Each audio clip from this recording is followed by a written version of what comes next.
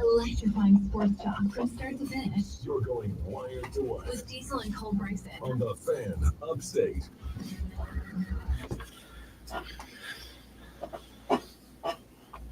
Diesel, there's nothing better than busting a good old narrative, and that's exactly what we're going to do to start off the show. There are always narratives going into a college football season, as you can imagine. We wouldn't have anything else to talk about if there weren't, but we're going to bust 3 of them. I am, and I'm going to see if you agree or disagree with me. This is Wire to Wire. He's Diesel. I'm Cole Bryson, back and better than ever. My voice is raspy, though. Yeah. So you might have to carry, your back might be hurting, you might be carrying the load today, but it's good to be back. I don't think I could do that, man. I had a late night last night. I was in Atlanta, rocking out to the 90s gods that are Limp Bizkit. Having a blast with that. We got about 5 hours sleep, drove all the way back to South Carolina to be here with you. You know what was funny, and we'll get into the busting of the narratives in a second, but what's funny is you sent me that picture last night of Limp Bizkit concert, and I thought to myself, oh, I only know one Limp Bizkit song. It's all about why he is said, that? She said, bull bleep. And why do I only know one Limp Bizkit song, Diesel? Because our outro is Limp Bizkit. Oh, I thought you knew Faith, the George No. Michael cover, because you're such a huge Wham fan. No. No? If I listened to it, maybe I would. But no, it's the outro song that we play. That's the only one I know. And Is I like it true that that you're never going to dance again? See, don't know that one either. Your guilty feet have got no rhythm. But we'll get into that. Apparently, Rob Brown had a 90s weekend as well. Yeah. We'll talk about that next. A huge show coming your way today. I have a new game that debuts today, and it's up to Diesel on how long this game goes. It could go 1 day. It could go 10 days. But the name of the game is called Carson Beck Versus. That's the name of the game. And we're going to do it at 5:45. We'll get back to that. I'll tell you how it works. But Is this one of those games where the winning purse gets bigger and bigger the longer we go? Maybe so. We might get it sponsored if it goes too long. But it might go 1 day. It might go 10. Okay. I don't think it goes more than 10, but it's going to be a lot of fun. Huge show, Landon Hallfield of Inside Texas. He has a show, and I don't believe he's been on this program yet, but he's going to join us later in the show as well. A big show coming your way. You can text the show anytime, 71307. Start your text with the word fan. We're live on Twitter, Facebook, and YouTube. Diesel, the first narrative that I would like to bust in the 2024 college football season, and I cannot wait to hear if you agree or disagree with me here. But the narrative of Alabama taking a back seat, I am here to bust it with a sledgehammer, and I could be dead wrong when it's all said and done. But I like Kalen DeBoer. He's 104-12 as a head coach. I'm going to stand on it, stand with my sledgehammer. I'm going to bust this narrative. And on August the 5th, I'm going to claim it that I'm going to be right on this. We'll see if I'm actually right or not. But I do not think Alabama's taken a backseat to anyone. Am I right or am I wrong?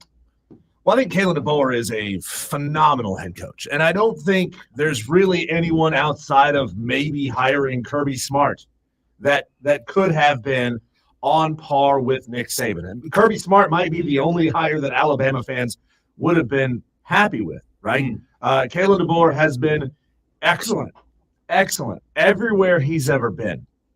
The one thing I do question, and this is something we just can't know until we see it, does Kalen DeBoer have the ability to focus his team week in and week out to deal with that gauntlet that is the SEC? Yeah. That's the biggest question mark going into the Kalen DeBoer era at Alabama. When you're coaching in the Pac-12 at Washington, you have some weeks off. You understand that Oregon State is kind of a week off. You understand that Arizona State is kind of a week off, which that hurts my heart because Arizona State has one of the coolest color combos and mascots anywhere in the country. I think they would be just lightning in a bottle, literally, if they could be an elite football program. They got a huge student body out there.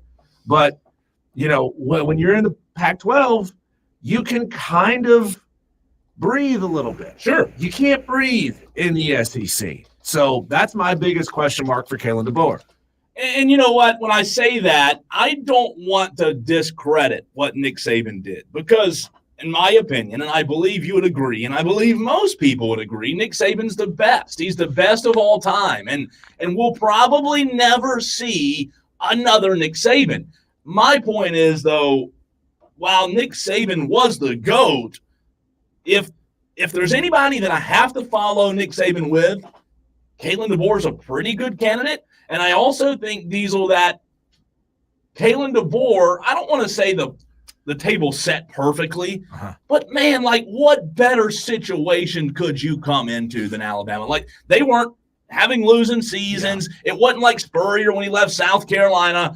The table's pretty much set. The napkins and there may be a little adjusting on the menu, but the table's set for DeBoer, and I think that's a big part of it. I got to imagine if you are coaching at Washington, there are still some very small things that are not to your liking, things that you wish you had that you don't have. Now, Washington, they were making a lot of money in the Pac-12. They weren't cash strapped by any means. They were clearly good enough and had the recruiting operating on a point where they could get into the college football playoff. But they didn't exactly have Oregon money, right? Because only a handful of programs have that kind of money. I'm talking about Oregon, Texas A&M, Alabama, Georgia. They got that kind of money. Ohio State, Michigan, they got that kind of cash. Everybody else is probably still pinching a little pennies here and there, even if you're in the SEC, right? So now that he's got everything he could possibly want, what is he going to do with it? Does he now have the nicer, newer jet that could get him from place to place a little bit faster, that kind of thing? I mean, all these little amenities that he's never had, that he didn't have at Washington, can they sustain him and like keep him at that tippy top level? So let's look at the 2023 schedule for Washington. You brought it up, and I think it's a very fascinating point of this conversation when you talk about what Kalen DeBoer had at Washington. Again, he is and was elite. We're not discrediting that, but I do agree with you that Washington's schedule's a different beast. 104-12 as a head coach, that's nothing to shake a stick at. But when you talk about Boise State, Tulsa, they did play Michigan State. Michigan State hadn't been good in a while, right? California, Arizona, Diesel, the first 5 games of 2023 last year. Do you see a team, and the Arizona game was close, Arizona's not bad, but do you see a team in there in those first 5, again, Boise State, Tulsa, Michigan State, California, and Arizona, that are remotely close to what they'll open up with in the SEC? No, Arizona was a good football team last year. They were 10-3. They were a pretty good football team. However, they did lose at Mississippi State week 2 of the season, 31-24, overtime. You know, if you want to be an elite program, you got to be beating the bottom half of the SEC. When you're playing Mississippi State, you're Arizona, and you want to be taken seriously, you can't lose those kinds of games. It's one thing to do it against your peers in the Pac-12. It's another thing once you start going up against other programs from other conferences and showing that you are better than them. I mean, they played Oklahoma in the Valero Alamo Bowl, won that game 38-24, but with bowl games, you never really know what you got because a lot of these teams have opt-outs and players leaving the program. So I don't put a ton of stock in that. Arizona is a good opponent last year, but certainly not one that commands a lot of national respect. And you're right, they had to go all the way to October 14th to play a really good football team. And then after that, the next week, you play Arizona State, who's not a good football team, a decent team, not a good football team. You won 15-7. You beat Stanford by 9. You escaped USC. You allowed 42 points at USC. You did win. You put up 52. They put up 42. You beat Utah by a touchdown. Oregon State by 2. I mean, look how many close games. Washington State by 3. That was a weird schedule for them. Man. I mean, look at what they did before the bye. Yeah. They blew the doors off of Boise State, Tulsa, Michigan State, Cal, and then all of a sudden they stopped winning by 100 in every game, right? Yeah, exactly. So it was one touchdown win on the road at Arizona. I get it. Good football team. But after that, They squeaked by basically everybody else on their schedule. So Alabama, again, to recap, if you just tuned in, will they be the same as that they were under Nick Saban? Will they replicate the dynasty that they had? I'm not saying that. I just don't think Alabama's taking a back seat to anyone, even though Georgia's stacked, and I get that. Georgia right now, they're on a dynasty tear, like a Nick Saban kind of run that he had at Alabama, especially if they were to win 3 or 4 Diesel, which would be incredible. Well, by the definition of them not making the college football playoff last year, doesn't that officially end the Georgia dynasty? Well, to some, not to me. Not to me. Don't say that in Athens. You might not make it out of town. That's true. So I'm going to bust that first narrative. Alabama, I don't think they're taking a back seat. It would not surprise me one bit to see them in the top 4 when it's all said and done this year. Georgia's the game that on their schedule, obviously, that scares me a lot. And they have some other tough games. But I just don't think they're taking a back seat. I do trust Kalen DeBoer. He's proven it. He's been to other schools, other stops where he has been nothing but consistent. So I like Alabama to continue. I'm not saying they have another dynasty, but I just don't think they're taking a back seat anytime soon. My second one, Diesel, and this one's tough for me. But the narrative that Brent Venables, I've been reading a lot of Oklahoma beat writer, Oklahoma Sooner website stuff. The narrative that Brent Venables all of a sudden is a little bit safer now because he has a tough SEC schedule and they understand that. I'm here to bust that completely, and I even go the opposite. I'd say there's more pressure on Brent Venables to win now than ever. Yeah, did the extremely hard strength of schedule save Will Muschamp from getting fired at Florida or South Carolina? No. Did the has the extremely hard strength of schedule kept Vanderbilt head coaches from being fired? No. So that narrative is completely bunk. It may extend a coach's opportunity as a new team coming into the SEC. So maybe it gives Brent Venables, assuming things don't go well, right? Maybe it gives Brent Venables another year and a half tops to get things back on track by saying, man, you're playing in a really tough. Yeah, we're playing in a tough conference. We had a lot of work to do with the players that we needed to be successful in this conference. I mean, it's odd when you do see a team come into a new league and just crush it. It's weird. It's exciting, but it's not the norm. If you think that there are media members in South Carolina and in the upstate in particular that are biased, don't go read Oklahoma reports for 2024 and predictions, because that's what I was doing. And I really didn't, Diesel, I had no intentions of putting this on my narrative of being busted, because I have 3. This is number 2. But until I read these predictions and analysis, my mind was blown. I could not believe that so many media members in Oklahoma thought that all of a sudden you get into the SEC and, oh, it's okay. The schedule's a lot harder. I will say this. To your point, does it allow him a little more time? Maybe. However, I don't think Oklahoma, Diesel, is in a wait-and-see kind of period. Like, no, they have to win. No, they Lincoln know. Riley, they left it. He left it pretty much. I don't want to say like Spurrier did, but it was bad. Well, Oklahoma knows if they don't win immediately in the SEC, they fall behind, and they know.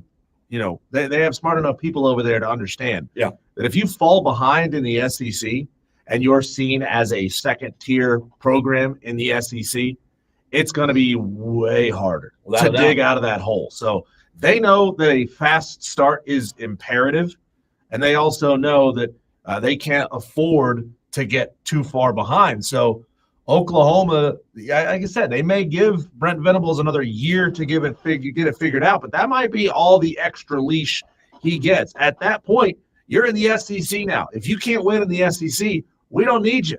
Get the hell out. We'll find somebody else who can. See, I think when you join the SEC, the pressure does not soften. The pressure all of a sudden just cranks up. And to your point, you got to win now. There's no time to say, hey, well, you're good for a few years. You're in a new conference. No, you've got more money, more exposure, more athletes coming to you. You better win now. And I like Brent Venables a lot, but he's got to win. 2 years from now, if they haven't made a drastic jump, a drastic improvement, I don't know that Brent Venables will be there in 2 years. Yeah, that's going to be the fascinating thing. I've said, as you bring two really good programs into this conference, they are both very proud fan bases that are used to winning 10, 11 games a year.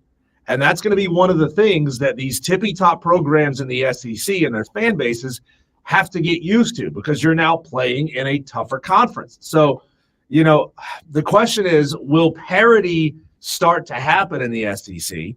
Meaning, like, every team is going to have to get used to losing one or two more games per season than they have been? Or will we see what we kind of have always seen in sports, that the cream will rise to the top, right? That the elite of the elite programs will rise to the top.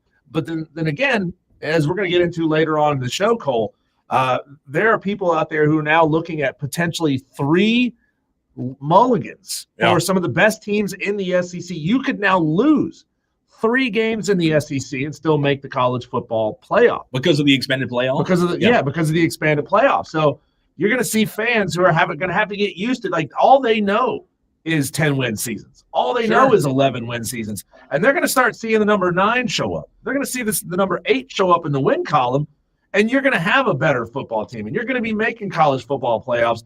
But you're not going to feel quite as good about your seasons anymore because you got to get used to some more losses. So my first busting that I did, my first narrative that I busted, let me put it that way, but the first narrative that I busted today was Alabama taking a back seat. I bust that one. I don't think they're taking a back seat. My second one, Brent Venables being safe at Oklahoma now all of a sudden because he's in a tougher conference. That's definitely getting busted. He's in win now mode. Oklahoma's got to win now. My third narrative that I'm busting, Diesel, it's going to upset one of our Tolos who listens more than ever, but I've got to tell you, we've got a severe weather alert. Miami, Florida, wherever you are, that tropical storm Debbie that's coming through right now, guess what? That's going to be the only thing coming through that's worth a crap. I'm not buying the Miami stock. I don't think the Hurricanes are going to be legit. They might win 9 games. They might win 10 games. But I'm here to tell you, I'm not buying the severe weather warning that's playing right now because the Miami Hurricanes, we've heard it once, we've heard it 1,000 times, they're back. Diesel, you agree or disagree with me there? I 100% agree with you, busting this narrative. Miami has earned a special place of those programs who always think they're back, who are never actually back. Now, you remember a couple of years ago when Texas and their quarterback was saying, we're back. We're back. Now, Texas is back. They are. Miami, you're still in prove-it mode. You're still in I'm back purgatory mode. You've got to show us. You've got to be elite. Like, Miami is one of those programs that starts out hot and then they fade. They have that big name. Notre Dame is in the same situation. Notre Dame always has this early season high ranking and then they fall by the end of the season, or they get into the playoff and they get their asses totally kicked. Miami not getting into the playoffs. So you're a rung below Notre Dame, as a matter of fact. Diesel, listen to what Alex Dono said, writer and Locked On Kings podcast host. He has them going 10-2, which, again, the schedule, it might set up for them to win 9 or 10 games. Alex says this is the deepest Miami Hurricanes football team that I've ever covered in the past decade. Transfer quarterback Cam Ward arrives with high expectations, named ACC preseason player of the year. We know that. The Hurricanes have the most productive returning group of wide receivers in the ACC, arguably the best running back room in the conference. Miami's sheer size and strength on the offense and defensive line will put them in a position to impose their will on opponents. The schedule is manageable. The Hurricanes avoid Clemson. They avoid NC State, which, to Alex's point, those are big. You avoid those two, it's big. They have Florida to open up. Then they have Florida A&M, Ball State, USF, Virginia Tech, and Cal. In the first 6 weeks, Diesel, they're not going to be tested. Florida may test them at times, but that's the only game really that they're going to be tested all year other than October 26th at Florida State. Home against Florida State. Yeah, this is good. This is interesting to see, is that narrative that the programs that are in the biggest cities and have the flashiest names and have the most NIL money are going to be able to go out there and buy the best players that get them wins. You look at the average NIL valuations, Miami's not in the top 5. It goes Texas A&M, Michigan, Oklahoma, Georgia, Alabama. Those are the teams that are getting the most value for their NIL. Those are the teams that are actually winning things because they're getting the best players with NIL. Miami has yet to show us that. So, I mean, this is Miami. This is they buy players. Everybody knows Devin Shapiro buying players, right? So, I mean, this may dispel the rumor that just because you have the most NIL money, you're going to be able to go out and buy championships. You still have to have the right people in place to go out there and coach these guys and win you football games. Just putting the best talent around you and getting them there with money and cars and jewelry and whatever is not necessarily going to get you where you want to be. So I know we have to run, but real quick, looking at their schedule, Diesel, this might be with the expanded playoff team. I see 1 loss, maybe 2 for Miami's schedule. Now, I'm busting the narrative that they're back, but again, if you remember, I just told you a couple of minutes ago, they avoid Clemson, they avoid NC State. Mm-hmm. If both of them were on the schedule, I'd say Miami has 3 losses for sure, maybe 4, but because they don't play Clemson or NC State, they have 1, maybe 2. Do you see Florida beating Miami? No. I don't either. Miami proves it to me that they're back if they make the college football playoff and win a game. That's right. I mean, They've got to win a game. now, right? now just making the college football playoff, it sounds weird to say this. It's not such a huge accomplishment as it has been in the past. You still have to have a fantastic football season. You also, now that we know that there's 7 at-large spots available, Miami doesn't necessarily seem set up to get into the ACC championship game and win it and get into that way.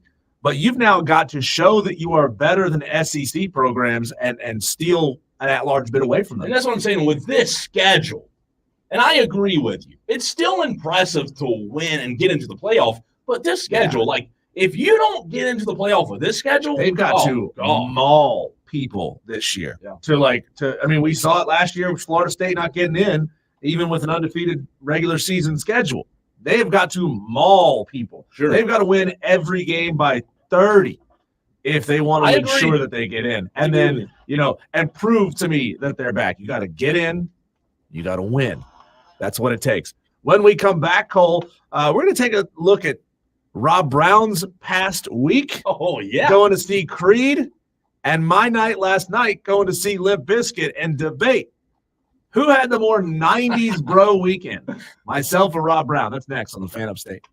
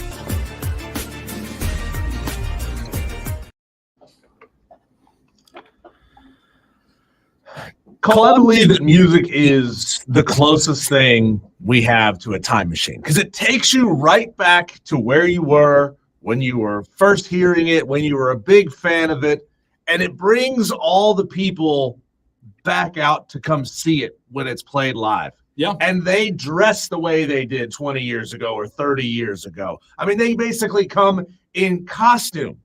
And I got a full reminder of the Limp Bizkit new metal culture last night in Atlanta, Alpharetta, up at the Ameris Bank Amphitheater. Phenomenal venue. What was your costume, by the way? A black T-shirt. Okay. And I mean that's the costume of my people. Okay, Gotcha. Metalheads. We all just rock black. If you're wearing black, you're probably okay. That's easy though. I like it. But man, I saw exposed boobies last night. I saw piercings and chains connecting them together at the show last night. I saw Jinkos. I saw somebody rocking like 4 chain wallets with their nails painted black and face paint. Man, it was great. It was great. It took me right back to like 2002 when Limp Bizkit and Fred Durst ruled the music world. It was so good. Does Diesel own a chain wallet, by the way? I used to own multiple. It's probably. I'd love to see you walk in one day. I mean, that'd be incredible. I never owned Jinkos. Couldn't afford them. I couldn't afford them because they're really like 3 pairs of pants in one. 3 pairs of pants in one. No, man, it was just a phenomenal job by the band. I'm impressed that you're here. Yeah. After being in Atlanta last night, that's what I'm impressed about. Yeah, so, after pre-gaming and having a couple of tall boys inside the venue, which for God's sakes, venue prices. Dinero, what'd you spend? A lot? Yeah. Too So much? luckily we had rewards on the hotel room. That's good. And we didn't pay for that, but we definitely didn't save any money because we spent over $120 in beers, and we only got 3 beers each. We only got 3 beers each. Easy. So you're talking, you go get 2 beers. Granted, they're tall boys. Yeah. But they're $20 a pop. Unbelievable. I was going to guess 12. Way off on that. Yeah. That's a high gravity tall boy, you getting a smidge of your money's worth back on that. $20. $20. Like, God. I said, I went and, I pulled the card out and actually paid attention one time when I tapped the card to pay for the beers, and he turned the thing around and said $44. I was like, not again. I'm done. I'm done drinking beers. Imagine how much they're making. Oh, my God. How much profit? Oh, my God. That's sickening. That makes me sick. I didn't even spend the money. So we all heard. We all heard how excited Rob Brown was for his Creed show. He was talking about going full Florida man at Creed. And I don't know. I don't know if Rob Brown has he even made it back to work since that happened. Was this the one that they had rain? Yeah, this is the one they. So it didn't get rained out. No, it didn't. It didn't get rained out. They only Creed played at that show, so maybe Rob didn't have the time to go full Florida man the way that he did. Yeah. But last night, man. Limp Bizkit kind of was in the same scenario because we had heavy rain roll through the area, push things back. Unfortunately, yeah. Oh, wow. Unfortunately, we did not get to see Corey Feldman of the Goonies. You ever seen Goonies, right? Yeah. Goonies. Great. You remember he was Mouth, the one that like hit all the jewels in his mouth, Yes. and they pulled like a whole string of pearls out of his mouth. God, that's a good movie. I hadn't thought of that. Yeah. Unfortunately, his set was axed because this was the strangest lineup of bands that I've ever seen before. They were calling it the Loserville Tour. They kept getting on the PA and calling the whole crowd a bunch of losers. Wow. There was an overweight, chunky dude in a rainbow sequined jumpsuit traveling throughout the crowd, getting people to talk on the microphones. It was the weirdest. There was a hip hop artist there that I'd never heard of called Bones doing his set, and then they brought out a TikTok star named Riff Raff. If you know who that is, Nope. Apparently he got famous like 10 years ago for having a grill that was like spiked, like jagged teeth, like shark teeth. And he was like, I want to get really famous so that I can pretend I don't know nobody. Let me ask you this question. You went to Limp Bizkit, Rob went to Creed. Mm-hmm. If you had to pick one of the two for just a guy that doesn't listen to either type of music, Like me. Let's use me for example, because I don't listen to them, right? If you had to say, okay, I'm going to pick one of the two for you to go enjoy it, have a good time, and like be able to say when you leave, yeah, you know what? I enjoyed that more than I thought. That's the hard question here, because both, you wouldn't expect both to bring out the same group of kind of trashy people. You wouldn't think, like, so Creed is a 90s rock band. They were more of the religious ilk of rock band, but you still had Scott Stapp, who would go out there and like get himself all jacked up and then take his shirt off, and like so some of Scott Stapp's actions didn't necessarily match the message that they were trying to preach. And obviously he had his issues a couple of years ago where he got pretty messed up, and he definitely was not of the religious type. But Limp Bizkit just leans into it, man. Like, they lean into being trashy, they lean into being weird and quirky and sort of a little bit cringy. That's the question. Like, do you want your band to be honest about what they are? Yeah, absolutely. So do you want the band to pretend to be kind of straight-laced and religious and positive message, but then, whip shirts off and stuff like that? Or do you want the band that leans into it and just has fun with it, has a blast with it? No, I don't want them to be pretending there's something that they're not, for sure. But just from the music standpoint, and maybe this is what I need to do. Maybe I need to go listen to 3, 4, 5 songs. Put it this way: there's a lot more cursing in Limp Bizkit. Okay. If you don't mind that kind of stuff. Well, Madcraft says Creed. Madcraft says Creed, Cole. Creed twice. He wanted to make sure. He told me. Creed. I don't know. I'm trying to dance around calling Limp Bizkit a white trash band, but they kind of are. You think so? Oh, yeah. And you know what? They lean into it. But listen. The fans lean into it. They realize what they're like. They're like this close to being juggalos. It's like I told you. The Insane Clown Posse fans. The only Limp Bizkit song that I know, and no, the show's not coming to an end, but this is the only one that I know. And it sounds good. Did they play this last night? Yeah, they did. It's called Rolling. Rolling. What? But there are words eventually, right? There are words. Okay. But not on ours. Yeah, well, that's so we can't play the whole song on it because it's like, gotcha. Fred Durst brings a kid up onto the stage and he's going to sing a song because the kid has a sign that says, "Can I sing break stuff with you?" And he's like 9, and he gets the kid on stage, and he goes, now, mom and dad over here. He's like, you know how dirty the words to the song are, right? The kid wanted to sing it? Are you okay? Would you let your kid sing it? And they said, yep, go ahead. Go ahead. I mean, there's like F and this and blank all over the song. Wow. They didn't care. They didn't. Wow. I mean, think about that. The kid's there already. Yeah. I mean, the kid already knows the words. Yeah. Just singing them into a microphone is not going to corrupt him all of a sudden. Right. Yeah. It was so much fun, man. I've been talking about seeing Limp Bizkit in 2015 at Carolina Rebellion since 2015. Like, it's one of the most fun shows I've ever been to. And I've seen them a couple of times. But it's one of the most fun shows I've ever been to. And it's like, like rock music in general is getting a little stale. It's like the throwback bands are the ones that bring the people out. Madcraft says it's not that I dislike Limp Bizkit. It's just that I desire the crowd. I despise the crowd they pull. God. JB on the stream. Is that formerly JB, formerly Spur Daddy? I don't know. I think it is. Limp Did Bizkit he change his name? Limp Bizkit definitely attracts. They definitely write music for people who would steal your catalytic converter. God, that's got to be a promo. Stealing your. Let's see. Texter from the 441 says, "I would erase Creed from all of history to keep Limp Bizkit." Yeah. How about that?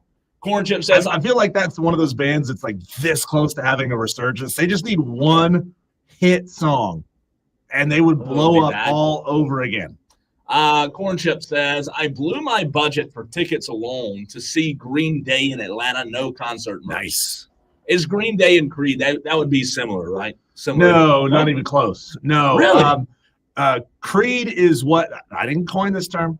Don't put this on me. Creed, I think, are tippy tops in a category of rock music called butt rock. Oh, wow. And it's not butt referring to somebody's posterior. Yeah. They call it butt rock because it's the music that the radio stations who say we play nothing but rock. Oh, but that they play, right? Yeah. Even though really people are just saying that music is butt. I can't say the other word in this context. Sure. But Green Day, of course, Green Day is just a punk band. They're a California punk band. Yeah. Very different kind of Shows how much I know, right? Yeah. Shows how much I know. I mean, so Fred Durst is one of the last great American rock stars. Let's be real. He's one of the last great American rock stars. One of those people that is larger than life, transcends the music, and then people actually care about what's going on in his personal life. So we're saying that you had the better weekend than Rob? Oh, 100%. 100%. I dare Rob Brown to call in and tell me that he had a better time at Creed than I had at Limp Bizkit. And probably the size of the crowd wasn't comparable either, was it? The venue last night was, for what I could tell, basically sold out, and I think that venue holds about 12,000 people. Wow, it's a lot. It's a lot. Whereas Creed was at CCNB, and that one holds about 15,000. Yeah, I don't know how packed it was. Yeah. Weather certainly played a factor at the Creed show. All right, Sharon Moore, Diesel, he may be in a little bit of hot water, a little sign stealing scandal. I love scandals, especially when it comes to sign stealing. We'll get into it next.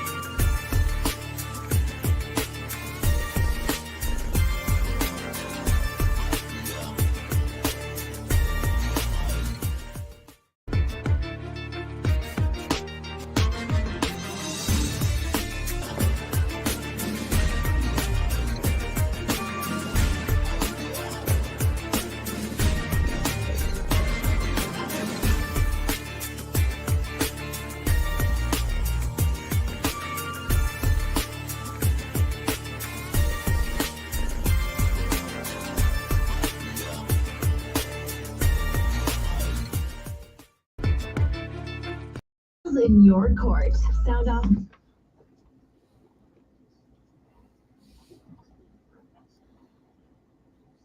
Diesel, this one's one I haven't seen before. This is a scandal that we'll dive into.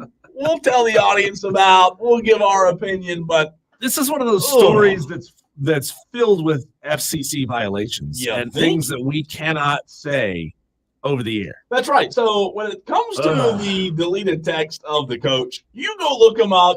You go find them. You go read all about them, because we're not going to, like Diesel said, commit an FCC violation. I'll read them, but I'm going to have to replace a lot of words with expletive deleted. A lot of words. A lot. So basically, just to kind of catch you up, if you don't know what's going on, Sherrone Moore is in hot water over Michigan football's sign-stealing scandal. Sherrone Moore is the latest staffer to be drawn into the program's sign-stealing scandal. As you know, there was a documentary that just the trailer came out for today, and this is a little bit more than a scandal, if you will. He might be the next coach to face discipline by the NCAA. I'm surprised after what I've heard. I cannot believe he has not faced any discipline yet, but he could face suspension and show cause penalty for allegedly deleting 52 text messages with former Wolverines analyst Connor Stalions, a level 2 violation. Diesel. On the same day in October, media reports indicated Stalions was the man behind an illegal off-the-field sign-stealing operation. So all of this is going to open up a whole new layer of investigations against Michigan. But why in the ever-loving H did Michigan not vet any of this? This is weird. I mean, look. When Sherrone Moore coached from the sidelines and while Jim Harbaugh was up in the booth, they're not allowed in the stadium, and he cried, and we were all like, oh, my God, it's so heartwarming that he has this connection with his coach. Great. It was weird.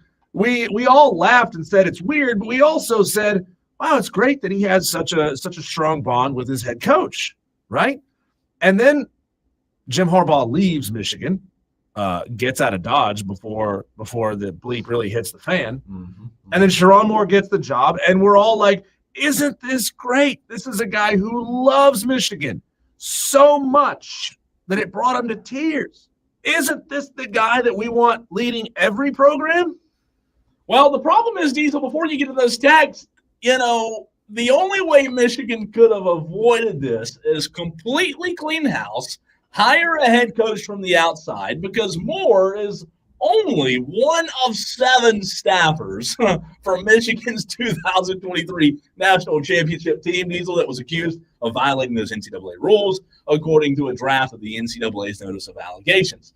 ESPN obtained that draft, which is subject to change, but I want to read this comment from Shane Barrett on the stream. Before you read the text, Diesel, Shane, for the if those that remember, Shane had to be dumped a few months back for using some explicitives, if you will. And Shane says on YouTube, "Do you need me to read the text?" Well played, Shane. Well played there. Well like played. That. So here we go. You can read like the and. Yeah, before. Yeah. This is rough. Okay, so not only is Sherrone Moore really caught up in the cheating scandal and scouting reports being sent over to staffers, he is also one of, if true, allegedly, one of the creepiest, most disgusting dudes I've ever seen put on blast like this. Like, you ever see women put their screenshots whenever dudes send really nasty things to them? And they'll screenshot it now and put it out there on the internet and say, hey, look at this guy. Look at this guy. This is this dude. He's married. He's got a Bible verse in his Twitter bio, and he's sending me awful, repugnant things to my DMs. Yeah. That allegedly is the kind of guy that Sherrone Moore is.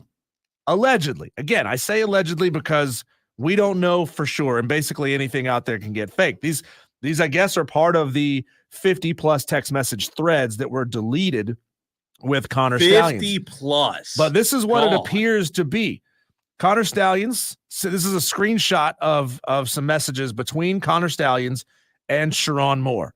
Connor sent him the MSU, I would assume Michigan State, scouting report. Sharon replied, "I'll look later. I'm low-key in my bed. Expletive deleted. My expletive deleted. LMAO." And Connor replies, "You thinking about me or Jim?" Question mark. Jeez. He says, "You." Shh emoji. He also says, "Wanna Mel Tucker again?" LOL. Winky face. Diesel.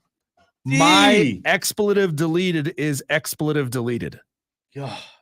I can't even insinuate No. what it is that Sharon Moore allegedly sent to Connor Stallions. So how does this dude still have a head coaching job is what I want to know. I mean, really? Like Sharon Moore, I'm shocked that he was not fired this morning as this news started to break. Right. I'm shocked. And what's crazy is I've said on this show several months ago that I didn't think Michigan's train would stop rolling just because Harbaugh left. But, like, imagine if Moore and the other staffers, imagine if I know this won't happen, but imagine if 2 weeks before the season started, they cleaned house.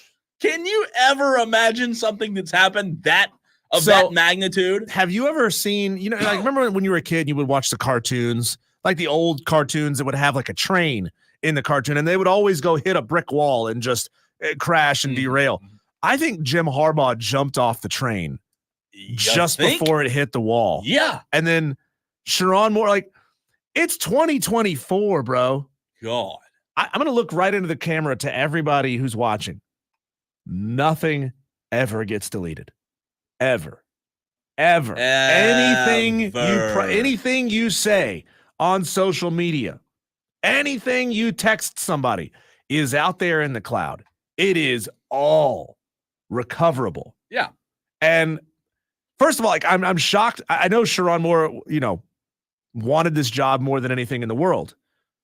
But why would you accept the job when you know that you're this deep embroiled in That's this tough. thing? That's tough. So bad. I can't imagine what Michigan right now is. So bad. How do you make a decision? I mean, they've got to do something. I think you got to fire him just to distance yourself from this whole thing. Oh, yeah, that's I rough. think you do. When we come back, Cole, the Olympics, you've been out of the country for a majority of the Olympic Games thus far. Yep. First of all, I want to get your perspective on how the people of Nicaragua are consuming the Olympics, or if they're consumed in it. And I want to ask the Tolos, what event thus far has just enthralled you the most? We'll get to that next. Right here on 97.7 FM in Greenville, 97.1 in Spartanburg, and everywhere you are on the free Odyssey app.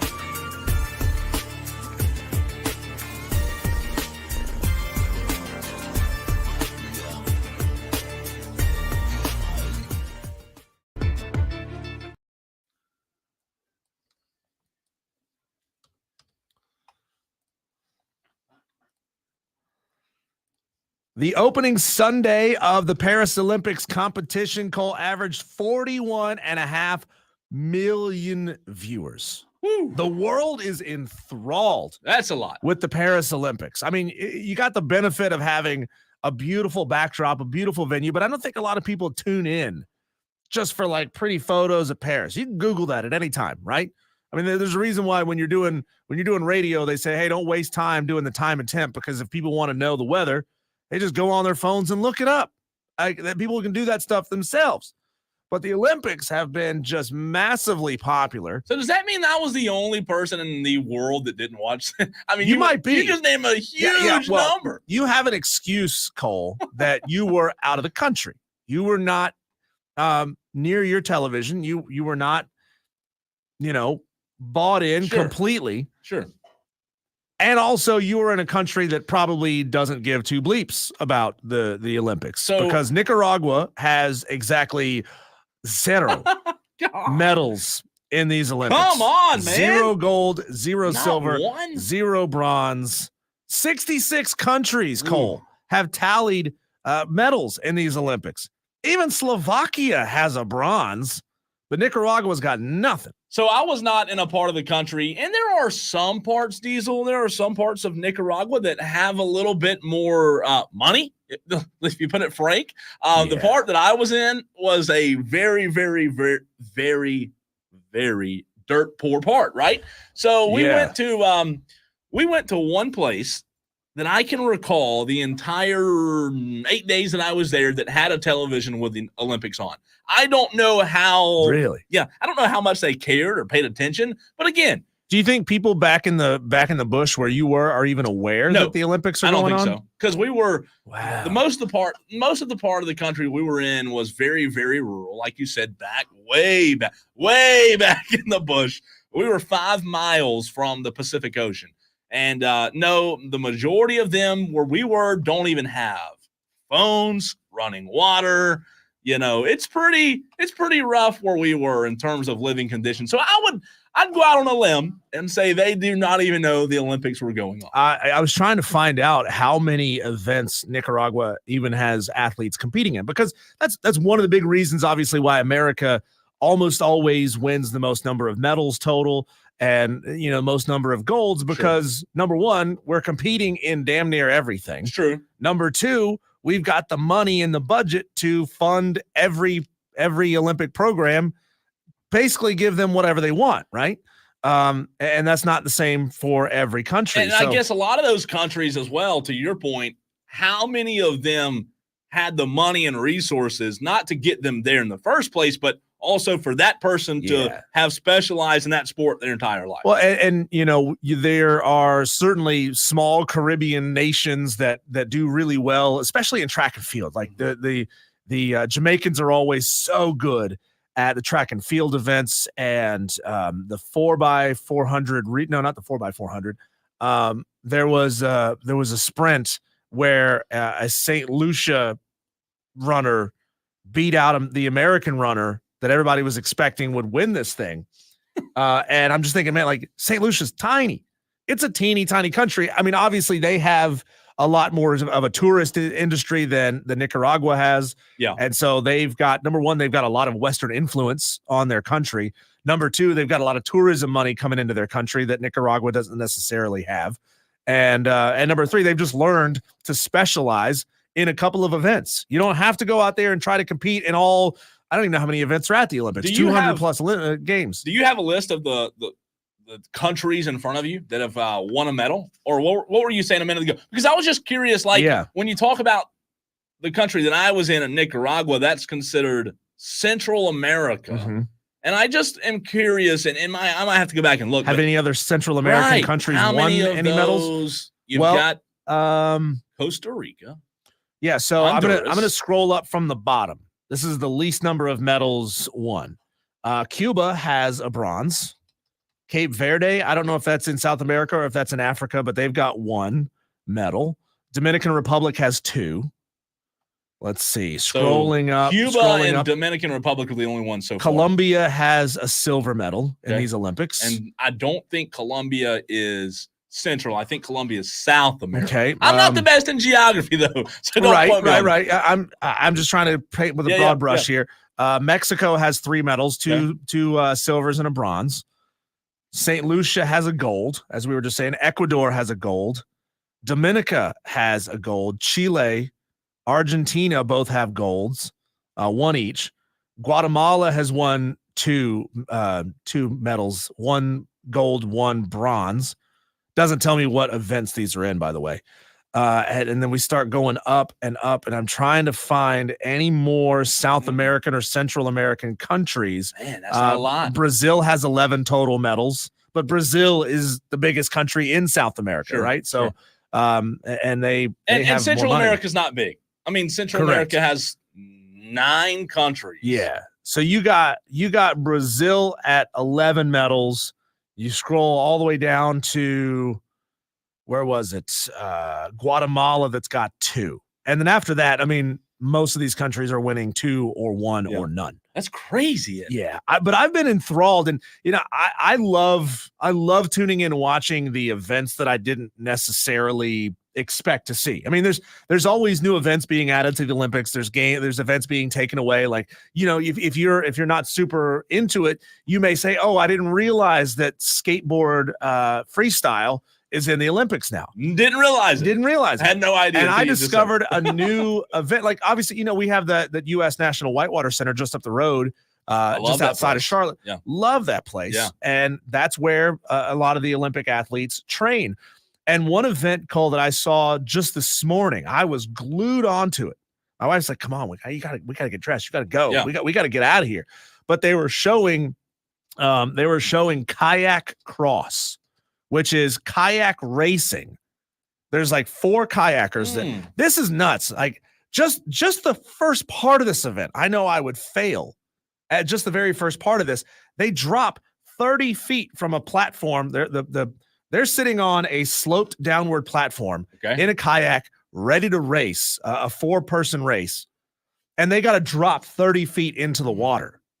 That's a big drop. Yeah. That's a big drop. And you have to stay in the kayak, right? That's the whole goal, to stay in it. So they're going down this man-made course, and there's these huge, like, these grandstands that are probably filled with potentially 5,000 spectators watching this thing in front of a man-made whitewater setup, which is much like what they have at the Whitewater Center. Sure.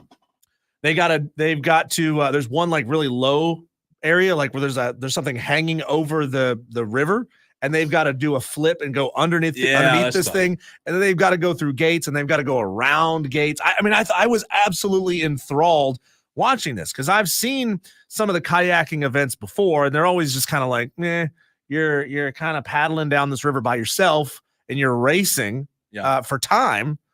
But I want to see head-to-head competition, right? I don't want to see time trials. I want to see, which to me feels like qualifying. I want to see actual head-to-head beating and banging on each other at trying to win this race. So the ones that I saw while I had limited cell service, and I didn't really keep up with it much because of that. The ones that I were enthralled by, Diesel, though, I did not know we had pistol shooting, and I did not know we had skeet shooting in the Olympics.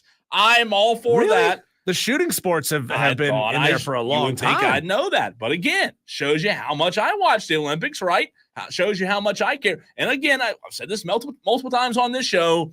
I'm not a Mr. Olympics kind of guy. I don't get excited about it. You would be very mad at me if you asked me this weekend how much Olympics I watched, because I tell you, it wasn't a lot. I keep up with it, follow it, obviously. But you know what? If you told me that I could sit down and watch 2.5 hours of skeet shooting and pistol shooting, so sign me up. So the money that's being spent on these Olympics are record-breaking. They've NBC reported that they have $1.25 billion in sponsorship and marketing money committed. Say that number again. To $1.25 billion. A tremendous amount of money. The ratings are really, really high. Obviously, in 2021, we were all dealing with COVID. It obviously hit us most in 2020, and that moved the Olympics back by a year. But we were all still dealing with that. We were all kind of still reeling from that, right? Sure. And obviously with all the restrictions, it made things harder to cover. It made things harder to bring you on television. It takes a massive staff to do those kinds of things. But Cole, you need to go home and find NBC's Gold Zone. Gold Zone is their whip around coverage of basically any competition where there is a medal at stake and an American could win the medal. You know, I'm good with that because that means that I don't have to sit down and watch something that I don't care about. Right. Okay. Yeah. It's kind of like a Red Zone. Exactly. NFL Red Zone. That's a great channel. I will admit I will watch that. I'm not going to sit down and watch. Like, here's the deal. Saturday, I tried to sit down and watch the Olympics. My ADHD wouldn't let me because the sports that we're on, I just don't care about. We're getting into the better part of the Olympics. If you are not into the fencing and the equestrian stuff, which it's really hard. And I've seen a lot of people ask that question on Twitter. Like, why are more people not into it? Well, because we all like narratives. We all like storylines. Sure. And that's tough to do when NBC isn't really doing a whole lot of coverage of the equestrian team, right? Yeah, like we know about team. Right. Good we God. Know about Simone Biles. We know that story, and they're doing a fantastic job covering the Simone Biles story. By the way, did you see the picture of her and Shaq side by side? Yeah. Oh my! She's like almost half his height. That's unreal. I don't even know she's half. Yeah. Simone, like when you see her by herself on television, you know, because they're all up on a platform, she looks normal height. Now she looks jacked because she's jacked. Yeah, but she is. When you see her side by side, like her proportions look way off because she's just yoked and very, very short. And then you see her next to Shaq, and it just drives it home. Like, whoa, this girl is tiny. That's nuts. Yeah. So the only thing that I would say that I'm urgently interested in, Diesel, in the next few days is what USA basketball does.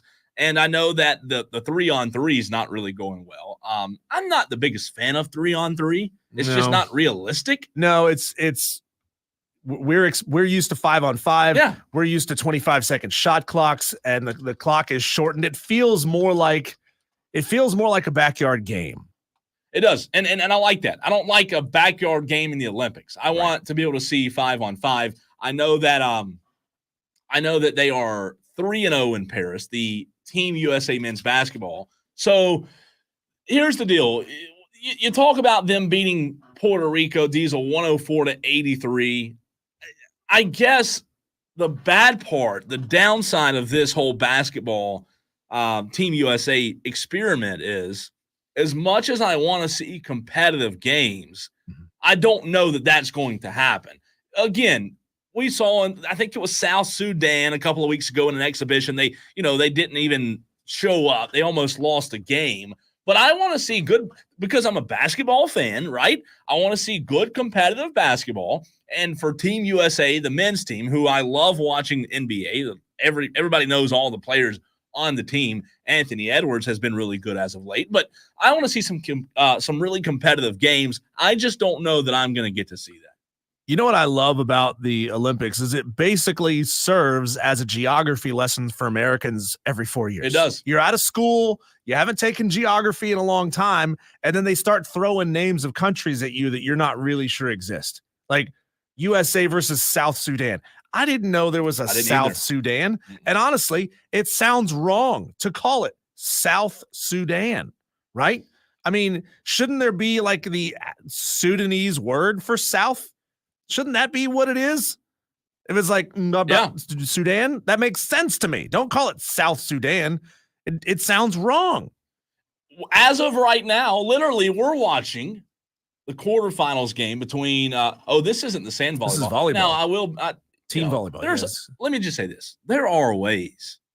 This is terrible of me to say, but if you wanted me to get really interested, especially in the sand beach volleyball, there are ways they could get me more interested, right? Certain camera angles. I mean, I'm just saying in general, just in general. Now you're talking about the men's game or the women's game? Oh, okay. The women's game. I don't know that the men play on sand, but the women on the sand. They do.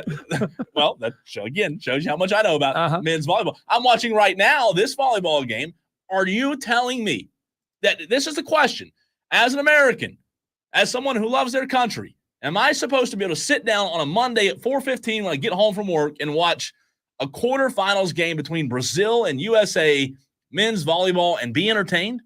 I can't do it. Can you? Well, that's entirely. Yeah, I can. You can? I love watching volleyball. Really? I love these guys are athletes. See, I can't do it, man. I mean, you got to think all of these dudes. This is a collection of guys that are over 6'6", 6'7". So these are NBA caliber players. As a matter of fact, the Team USA, the 2-man USA beach volleyball team was eliminated yesterday, I think, or today. And one of the players on Team USA is a former NBA player. Really? So he's an athlete. Yeah. You don't have to be 18, 19, 20 years old to be elite at volleyball. Mm-hmm. So he's an athlete. He knows how to work as a team. He's really tall. He can move. I mean, those are all things that you can't teach somebody. So it's like when you hear NASCAR loves to recruit college athletes coming out of school because they're big, they're muscular, they know how to work as a team, they know how to take instruction. Yeah. All of these things are traits that are useful in NASCAR pit crews, and all the traits of an NBA player are useful for a volleyball player. On the stream, JD says, on the YouTube stream, by the way, JD says, I honestly wish there was a male volleyball team at my school when I was growing up. I'll say this. I'm not interested in male volleyball. However, I might have been, to JD's point, if they had. I didn't have. This is what you don't realize. Indoor volleyball is wildly popular in Europe. Okay, it's hugely popular. As a matter of fact, there used to be an intern that worked here.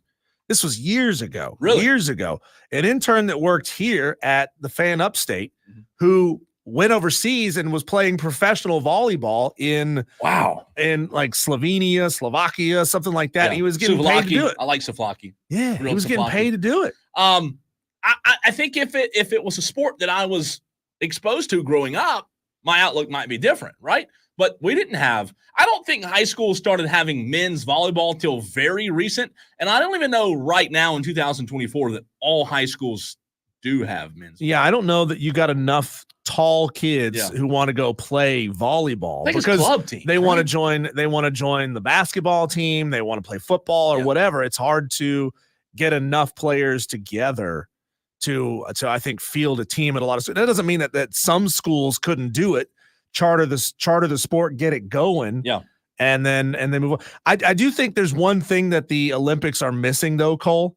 I think we need a new medal that's better than gold. Oh, I do think we need one medal that's better than gold. What would you call it though? You could only get it for one reason.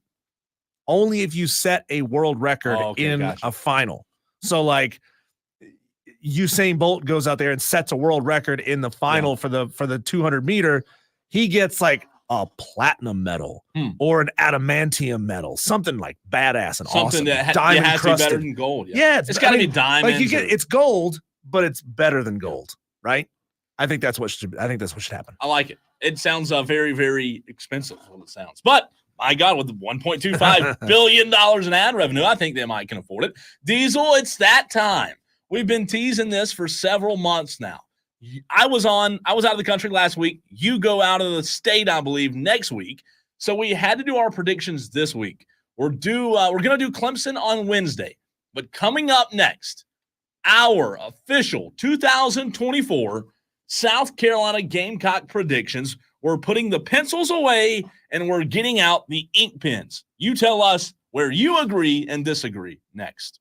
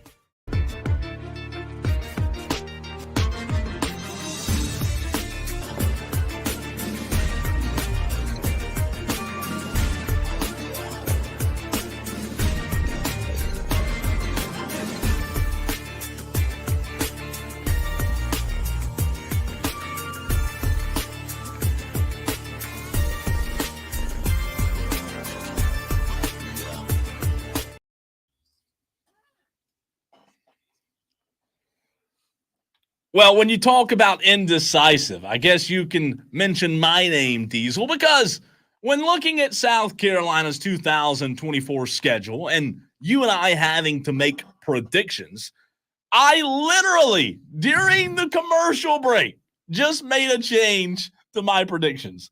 You know, they always say go with your gut and don't change it later. Well, I just did the opposite. I changed it later, and South Carolina fans, you're welcome because it went in your favor. But there are two games that I have struggled with all day today as Diesel and I are giving our official in pen and ink, the old feather pens where you have to, lick the tip of the pen to get the ink to work. That's what we're gonna do. You don't have to do that, right? You dip it in the ink. Well, I think that you licking it makes it. I think that's what. No, it just means now you're ingesting ink. It's probably lead ink as well. So congratulations, you just lead contaminated. Well, it's no fun if you don't lick it, right? Like, come on, you gotta lick the end of the pen. Please put that on a promo. Please put that on. Okay, it's no fun if you don't lick it. Okay, and you've already made a promo today too. I forgot what you said already, but we're on promo. Promo watch. Promo watch. I like it. All right, here we go. Here's what we need, Cole. We need from our Tolos. If we say something they think is promo worthy, we need you Tolos. You active listening. We need you to text in or to message in on the stream the word promo. Anytime you think we've said something good enough, that should be a promo. On the text line, fan promo, FAN. Correct. Start your text 71307. Hey, speaking of text, get those phones out, Tolos, and the Tolo, that stands for turn it on, leave it on. That's what you are, the listeners. Get the phones out, long as you're not driving. Get ready. Phone lines, when we're done, are going to be open as well. 844-FAN-PHONE, 844-326-3663, as we're going to make our predictions for the South Carolina Gamecocks in 2024. Get ready, Diesel. You ready? Yeah. You warmed up? We do need that. That'd be good. That'd be good. Look at you. We're going to start with the easy answer here. And believe it or not, just a teaser, Diesel and I, just so you know, just so you can stay tuned in, Diesel and I do not have the same record for the Gamecocks. I put it out on social media that we were going to do this, and you know what? We cannot change them after this. So I think for the majority, for the most of the schedule, you and I are going to agree, but let's get right into it. Old Dominion at South Carolina, the same day as Clemson, Georgia. There's no ifs, ands, or buts about this one for you or I, is there? No, okay, they're going to win that game. And South Carolina Gamecock fans are going to feel like they went 1-1 on that day because they're going to beat Old Dominion and Clemson is going to lose. Oh, wow. They're going to feel like they started the season 1-1. South Carolina fans care about Clemson football almost more than you care about South Carolina football. Well, it's true. They want to see Clemson lose. There's no doubt about that. So you and I both go 1-0. 1-0. All right, here's where it gets tough. Because I literally, during the break, just changed this. And I'm going to regret it. I know it. I'm going to regret it. But the second week, Diesel, South Carolina at Kentucky. I am going to go, believe it or not, I'm going to go with a win for the South Carolina Gamecocks in week 2 on the road at Kentucky. Oh, I got them losing. Losing at Kentucky. There's no way. You don't think? No, I don't. I mean, Kentucky has had South Carolina's number over the past couple of seasons. So Kentucky has a more established head coach. They've got a more established roster. I think South Carolina is going to take an ugly L in week 2. No. Ugly Not L. Just an L, but an ugly L. An ugly L. Here's the kicker. I'm going to be transparent. If we did this segment 10 minutes ago, I would agree with you, Diesel, and I would also have South Carolina losing at Kentucky in week 2. However, during the break, I changed it. I may regret doing that. I may not. I may look very smart in 3 weeks from now, 4 weeks from now, whenever it is, but we'll see.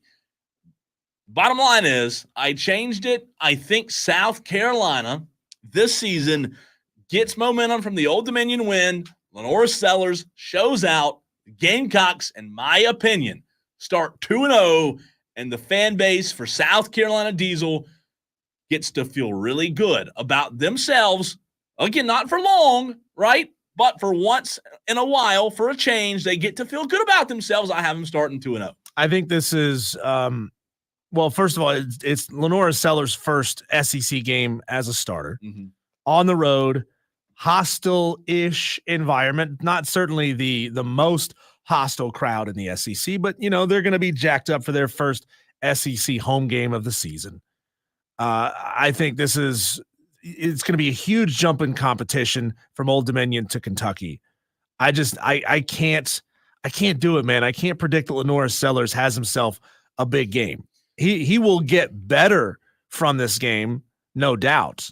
But I don't find him finding success here in the first SEC game as a starter. So if you just tuned in, Diesel and I are giving our official South Carolina Gamecock predictions for the 2024 season. If you're on the stream, we're live on Twitter, Facebook, and YouTube. You can get your comments in there, as so many have already done so during this segment. You can also text the show, 71307. Start your text with the word fan. Through 2 games, Diesel has South Carolina 1-1, a win against Old Dominion at home, a loss on the road at Kentucky.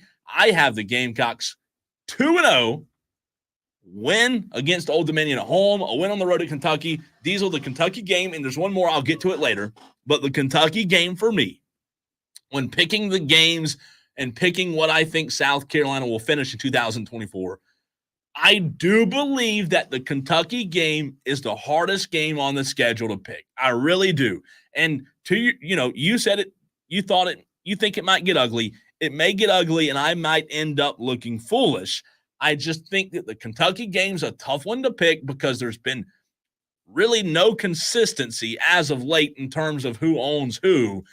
I know Shane Beamer, I think his very first year, he went on the road and beat Kentucky, if I'm not mistaken. But I do like South Carolina to get a win. JB, formerly Spur Daddy, says, South Carolina has beaten Kentucky the past 2 seasons. Yeah, I know that. This is a matchup really that's been kind of streaky over the past couple of years. Obviously, South Carolina dominated this rivalry from 2000 through to 2013, winning all but one of those matchups. But then Kentucky went on a big streak, and Shane Beamer is 2-1 against Kentucky. I give him credit for that. It was a 3-point win last year, so it's not like it was close. It's not like it was some elite performance against Kentucky. You beat them by 10 in 2022. I just think with Lenora Sellers, I'm not willing to anoint him this early. I think it's an interesting game. I would actually compare this game to last year's game against North Carolina, where I felt like the game set the trajectory / tone for the rest of the season. I just think that if they drop this one, it's going to be a sour season.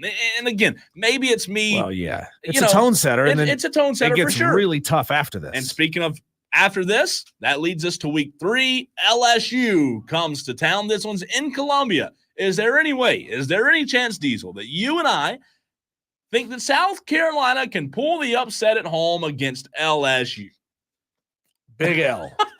Big L on the stream. I got to do this way. This big L for South Carolina in week 3 against LSU. Guess what? God. I agree with you. Yeah. I'm not going to argue with you, right? I'll do that at 5 o'clock. I'm not going to argue with you on this one. I don't think South Carolina beats Kentucky. It being at South Carolina, though, is interesting. You don't have to go to Baton Rouge, so maybe that makes it a little bit more close. Well, the Gamecock fans will still be uber jacked up for this game. That'll be a great environment if they're 2-0. In all likelihood, I see them at 1-1 at that point.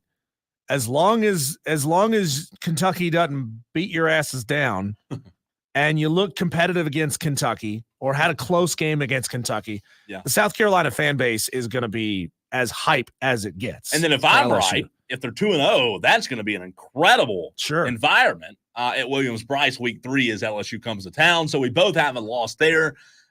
I do think that somehow, some way, before we move on from LSU, if I told you, Diesel, that South Carolina will win one game this year that they're not supposed to win, then could I convince you that it's LSU? Or would you go somewhere else? No, I've got them going somewhere else. Okay, LSU's stacked. Okay. No, I don't disagree with you. I just wanted to test the waters. Both of these teams have new quarterbacks, taking snaps this year, but I think LSU is going to be more equipped to protect their quarterback, and South Carolina is not. Okay, so through 3, I have them at 2-1. Diesel has them at 1-2. Next, Akron at South Carolina. No, nothing to talk about there, really. Nothing Win to for the analyze, Gamecocks. right? Win. So I would now have South Carolina at 3-1. You would have them at 2-2. 2-2, yeah. Okay. Ole Miss at South Carolina. That's a big L for me, and for you, That's a big L. big L. No faith there. Not Big Al from Alabama. Big L. Big L, his cousin. I think Ole Miss and Lane Kiffin, I think they roll. I hope I'm wrong here for South Carolina's sake, but I could see that one getting ugly. I could see that one getting ugly at Williams-Brice, and that could be one of those, halftime, where's the student section kind of games. I hope I'm wrong, because it'd be really interesting for us to talk about if South Carolina somehow kept it close against Ole Miss. But to that point, I have South Carolina 3-2. Diesel, that would put them at the opposite, 2-3 on your schedule, right? Yeah, this is the really tough stretch for South Carolina's schedule. This 3-game segue, starting with that, is when it gets really hard for the Gamecocks. South Carolina travels to Tuscaloosa, Alabama, and that one is a loss. No ifs, ands, or buts. Nothing to sit here and really analyze. So what if? No, that's a loss. If South Carolina wins this game, that's when things start getting ugly for Kalen DeBoer. Can you imagine? The Alabama fans would lose their ever-loving minds if they lost to South Carolina. Poor guy. Oh, what a terrible way to start. We made the wrong hire. He lost to Shane Beamer. God, I can hear it now. He wasn't even on staff at Alabama. Yeah. All right, next, South Carolina on the road again. You mentioned it, a really tough part of their schedule. At Oklahoma, I'm going a loss. Diesel, you're going loss as well. So we agree there. Very tough. Oklahoma always has great skill positions, and South Carolina's defense I think this is just going to be a little slow against Oklahoma's skill guys. So you and I both have them on a 3-game skid to this point, right? Yeah. Then they come home, and I'll tell you this. This was the second game where I was a little bit iffy. However, because they've lost 3 in a row, in my opinion, your opinion, I think they do get back on track at home against A&M. I give them a win there.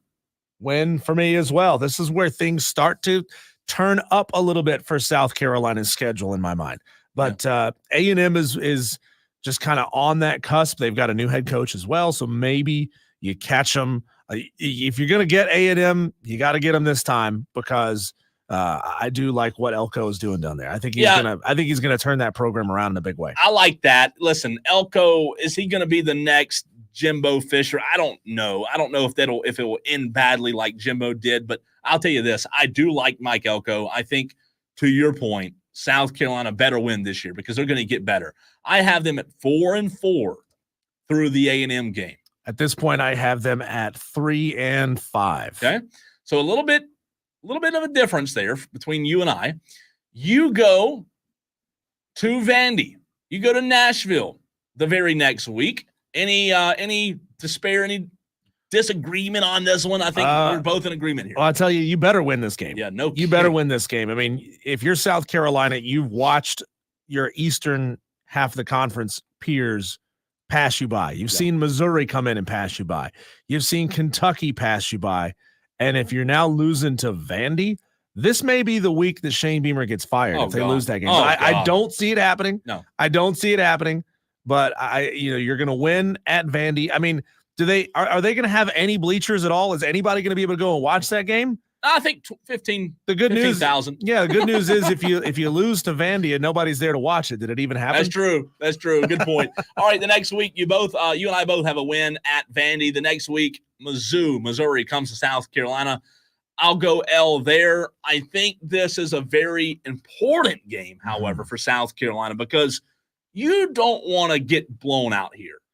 I think you have to keep it competitive at home. I just don't think they win that. If Missouri stays healthy at this point, I mean, we know how their schedule's so how weak. Old this team is in a good way, a very experienced football team. at Missouri. South Carolina at this point of the season should find themselves. However, if South Carolina starts having injuries on the offensive line and they start having to shuffle things around, Missouri's going to eat you for lunch. Wofford at South Carolina. I pull for Wofford, but it's a big not gonna lie here. Wofford's not gonna stand a chance. Wofford will lose that one. And then this is not Wofford of old, man. If this was Wofford Mike Ayers, 15 years ago, I may say South Carolina, you may have a bit of a tough time. Wofford's in a tough spot, man. Especially when they were running that wishbone. Yep. Last one.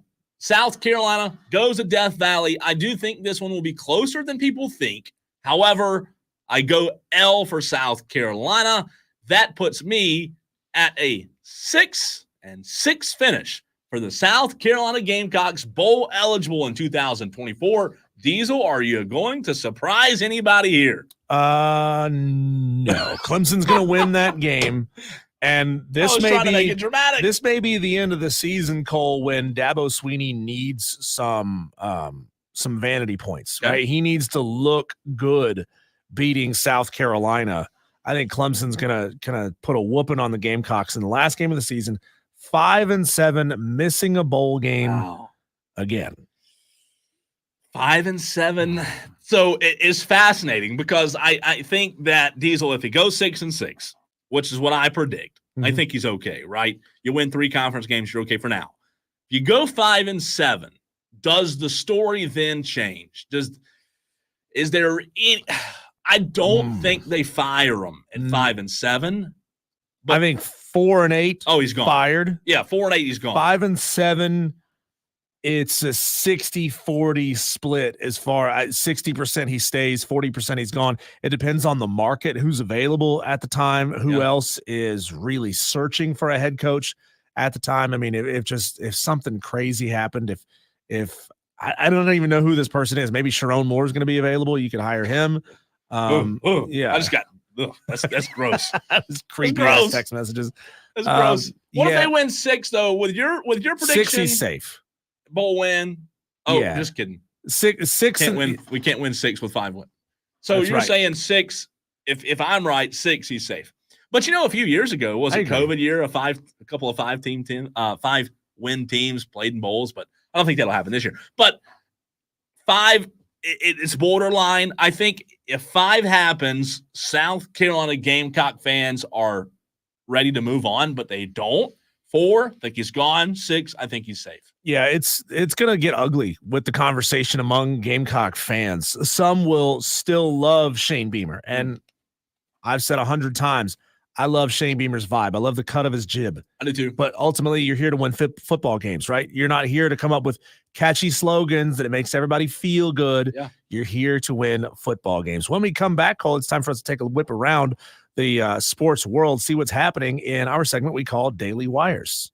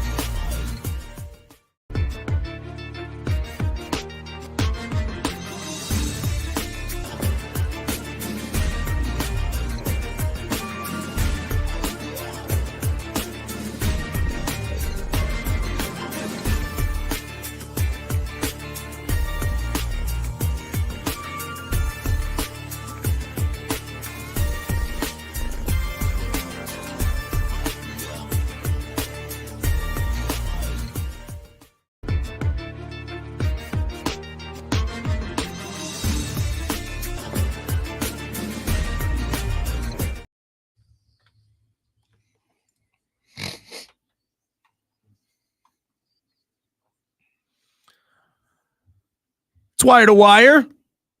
A lot of stuff happening in the sports world, not just the build up to college and pro football and high school football as well. It's here, man. There's a lot Can you happening believe out that? there. It's God, it got it's here. finally here.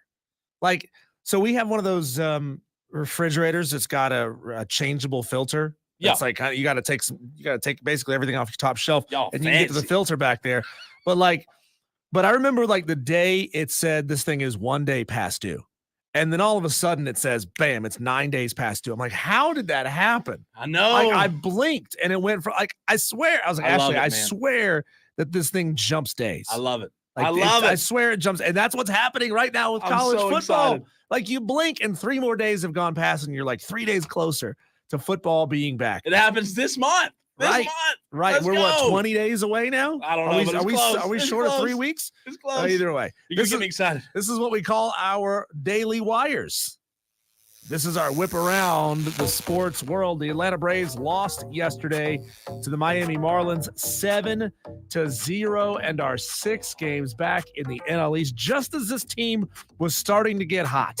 Just as the Phillies had gone ice cold. Yeah, they have. You start losing games to the Brewers and the friggin' Marlins. In the division game. You need the division Yeah. game, but no, you This lose. sucks. How do we let this happen? Unbelievable. How do they let that happen? Do the Atlanta Braves play today? No, they do not. I hope not. They're I hope off. not. Yeah, they need something to get out of that funk. The U.S. now leads the overall medal count. We have 78 total medals. We are 1 shy of China when it comes to gold medals. They have 21. We have 20. Australia, France, Great Britain, they're back there in the teens. Australia has 13. So I don't think there's a risk. I put this into a 5 o'clock fight with Rob last week. Cole, do you believe that Team USA will win the gold medal count by over or under 2.5 golds? Ooh. Not the overall. We Yeah. got the overall, but the gold medal count. I took the under. Oh, really? Are you willing to go with Rob and say USA dominates this thing? No. No? No. I do think we win it. I don't want to say 2.5. That's a Yeah. good number though, because it makes you think a little bit. No, I would probably say under. I'd say 2.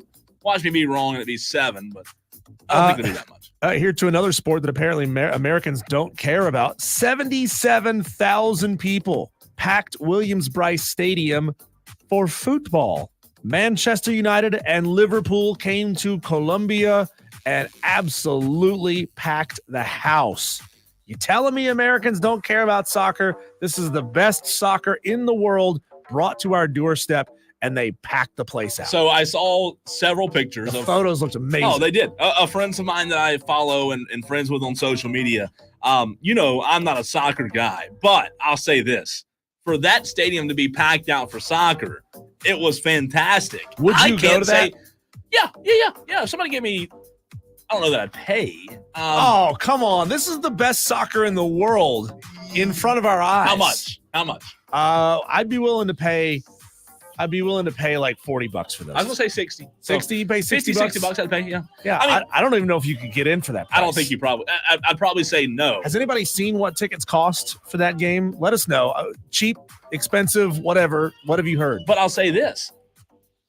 Diesel, the reason I was so impressed by the crowd was I haven't seen a crowd like that in a long time. What does that say when a foreign soccer match puts more fans in your stadium than you do? Yeah, not good. Not good. Not good. Speaking of not good, Xavier Leggett, or I think it's Leggett now, has exited James Carolina Panthers practice with a lower leg injury. It's early. Hopefully this thing isn't too bad. We didn't really expect Xavier to play much in the preseason games anyway. Sure. So, he's going to have some time to rehab it. I think he's going to be fine. Hopefully is all I'll say. This one need him. is a fascinating story called Tom Kim cried in the clubhouse after missing out on an Olympic medal, and now he faces military service. I don't know in my life, in the time that I've covered sports, Pressure packed. I don't know that I've ever heard a story as crazy. Think about it. For all the crazy sports stories I'm not talking about allegations and scandals. I'm talking about strictly sports. I cannot recall a story as bizarre as somebody missing a medal, not getting a medal, and now having to go serve his country. That's nuts. So what is this service length of compulsory military service in South Korea? All South Koreans have to do it.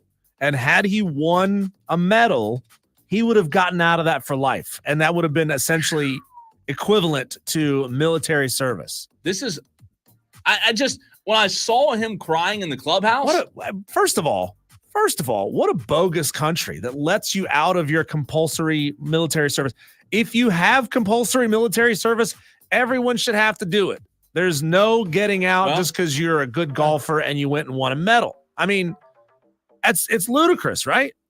I don't think that I think I would probably agree with you that regardless of how good you are at a sport, you should still have to serve. Good news is if you're South Korea, you're not going to war. Oh, you're not going to war. Well, not right now. Well, I mean, you are on the border of one of the nuttiest regimes in the world, so I guess it's possible. I just cannot recall a time I've heard a sports story as bizarre as Jimi that. Hendrix served his country. Elvis served his country. Tom Kim, you can do it too. Vikings wide receiver Jordan Addison was charged with DUI. He has his hearing October 7th.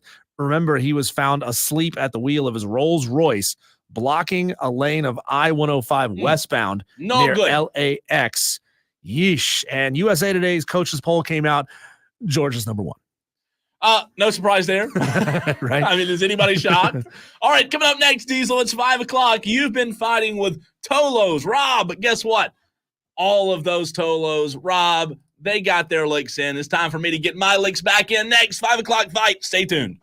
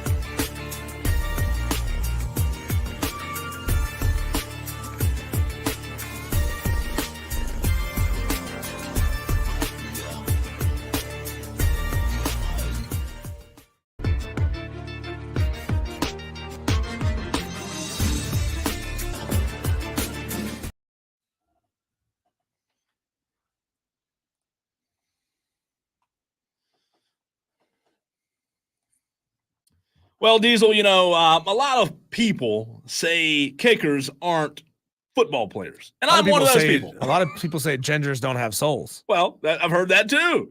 But regardless of how you feel about kickers, the Chiefs and star kicker, Harrison Butker, have made an agreement on a contract extension to make him the highest paid kicker in the NFL and in the history of the NFL.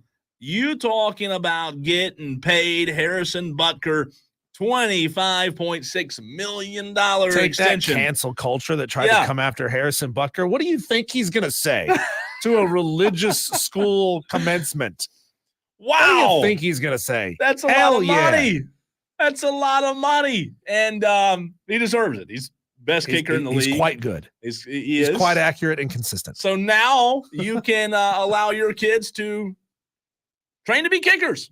You can't say there's no money in kicking anymore. That would be false. So congratulations to Harrison. Maybe DJ Uiagalelei should be a kicker. Oh, he doesn't like getting hit. Rough. He doesn't like getting hit, right?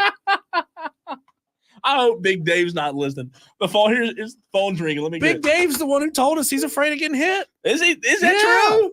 Oh God, Big Dave. All right, Diesel. He's been here holding it down. I've been away the last few weeks. JD says Diesel's been beating up on inferior competition. Is that your true? words, not mine? That's JD's words. It's time to get right into it. Here is the 5 o'clock fight. It's an all-out slugfest, and nobody's leaving unscathed. 3 topics, 1 winner. It's the 5 o'clock fight on Wire to Wire with Diesel and Cole Bryson on the Fan Upstate. So if this is the first time you've tuned in, we appreciate you being here. Thanks for listening to Wire to Wire. He's Diesel. I'm Cole Bryson. You can also listen after the fact, and if you're doing that, we appreciate you listening whenever you have time to check us out on the 3 Odyssey app is where you can find us after the fact. Podcasting apps as well, Spotify, Apple Music, you name it, Apple Podcast rather. 5 o'clock fight each and every day at 5 o'clock. We, Diesel and I, have to disagree. There are 3 rounds. And you, the Tolos, you, the audience, you, the listener, you get to decide who wins and who loses. Get those phones right back out of your pockets. 71307 is the way you can text into the show. If you're in the stream, you can also vote. Hop in. We're live on Twitter, Facebook, and YouTube. Let's get it going with round numero uno. Round 1, fight. All right, Diesel, this one's a very tough one for me to answer, so I'm intrigued to what your answer will be. We talked about Alabama in the very first segment. I was busting narratives, and I busted the narrative of Alabama taking a back seat. I think they're going to stick around for quite some time. Round 1, Nick Saban took over Alabama in January of 2007. In his 3rd season, he won the national championship. Will Kalen DeBoer win a national championship within his first 3 years at Alabama? Oof. I'm going to say no. I'm going to say no because I think Alabama's schedule is, it's just going to stack up and be brutal. Alabama will be in the playoff most years. And so they're going to have a chance. But everything has to go right for you. And Kirby Smart has such a chokehold on that conference right now. And the fact that we've got so many more contenders, the parity with Oregon and spending the money that they're spending, Ohio State, Michigan, the University of Dirty Text Messages. There's so much good football out there that I think it gets honestly harder. It's easier to get into the playoff. It's harder to win it because you're going to have to go through the gauntlet of more wins to get there. So I'm going to say no. Okay. And I'm going to say if Kalen DeBoer doesn't win one by year 6, he's fired. Oh, boy. Think about that. That's Alabama. Bad. They expect titles.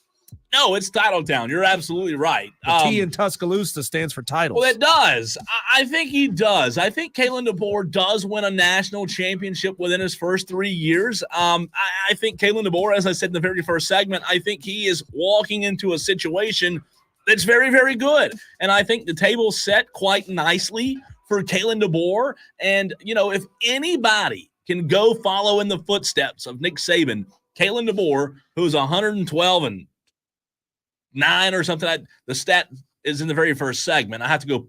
Let me pull it up so I don't misspeak here. 104 and 12 as a head coach.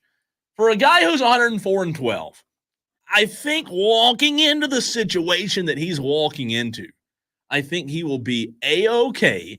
And I do think Kalen DeBoer wins a national championship within the first 3 years at Alabama. The talent's still there. It's not going anywhere. They're going to reload year after year. And again, not discrediting Nick Saban, not taking away anything that he did. I just do think that DeBoer is in a good enough situation and he's a good enough coach. They ain't going nowhere, as the locals say, in my opinion. All right, round one. Let us know who wins. 71307. Start your text with the word fan. Now for round 2. Fight. You and I talked about this a few minutes ago, and you made reference to those dirty text messages from Sharon Moore, the Bunch Michigan of words coach. I can't read on the That's radio. right. Diesel round 2. That segment that we did with Michigan and the penalties and sign stealing and the text messages, there's a lot there, right? It's not just hearsay. Mm-hmm. So the question for round 2 is, will Michigan, and that includes the coach, that includes the university, assistant coaches, will Michigan face repercussions going forward for what has been done in this sign stealing scandal? Repercussions from whom? NCAA. Any NCAA repercussions? I'm going to say no. Ooh. I'm going to say no because I think the NCAA wants to put this thing behind them. The NCAA wants to treat it as if it's a final decision. We've already tried this. We're not going to go back to this. You know, I don't know if the NCAA has any specific rules around, you know, double jeopardy the way that we have in the legal system in this country. I think they're going to look at it and say, okay, that's a really ugly situation, but we've already weighed in on this. We're done. I understand that there's a new preponderance of evidence, but we have to wait and see what that evidence actually shows. Do we think there's enough to really nail this program? Does the NCAA want to nail Michigan? I don't think they do. I think they want that. They want their elite programs to stay elite. They don't want to smack their elite programs down that way. I hear you. I just think the more I hear, the more I read about what's going on with their head coach and the documentary that's coming out now, the sign stealing scandal. To me, Diesel, there's just way too much out there for nothing to be done.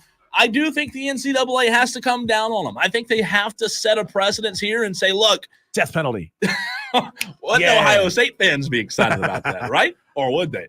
I think they have to set some kind of example with Michigan here. Now, I don't know what those penalties or repercussions will be. Maybe they're small, maybe they're not small. And you know, it is something to do with Sharon Moore, the head coach. I don't think there'll be big repercussions by any stretch. However, I do think the NCAA will have to do something. I don't think Michigan will do anything to Sharon Moore because they had to go through this whole process of vetting him as that. No, that makes them look even worse, right? It's not like they just said, "Oh, yeah, Sharon Moore's on staff here. Mm-hmm. Everybody loves him. Yeah, let's make him the head coach." That's right. Like they go through a process, right?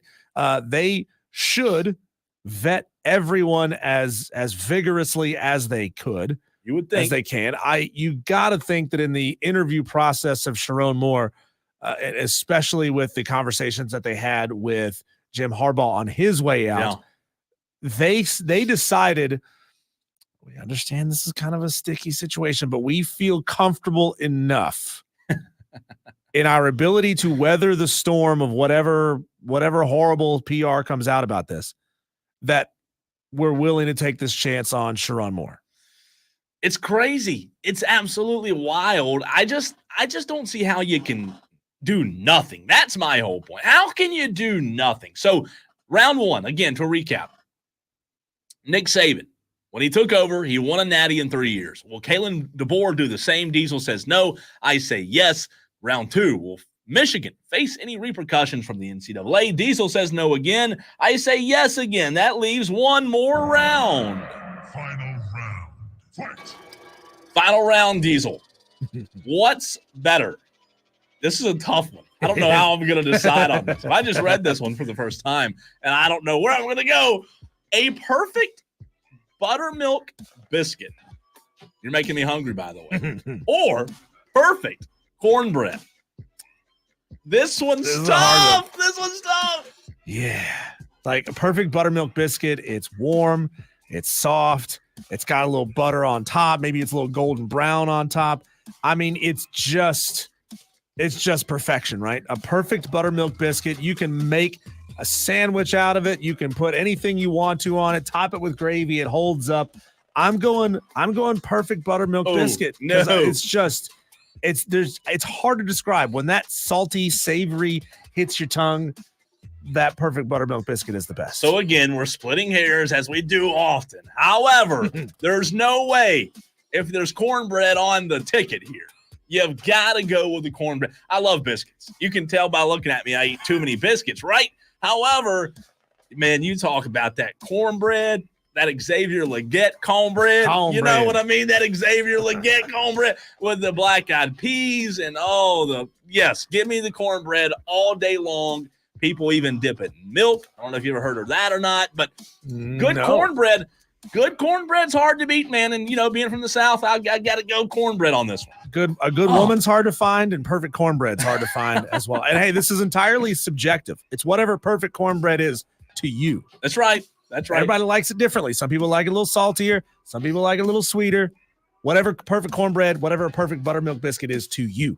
Well, that's why I put a note for you and I only. There's that one inspired another round tomorrow, and it relates to that. So I'm not liking the votes I'm seeing already. Oh, I love these votes. I don't like them. Let's tell you this.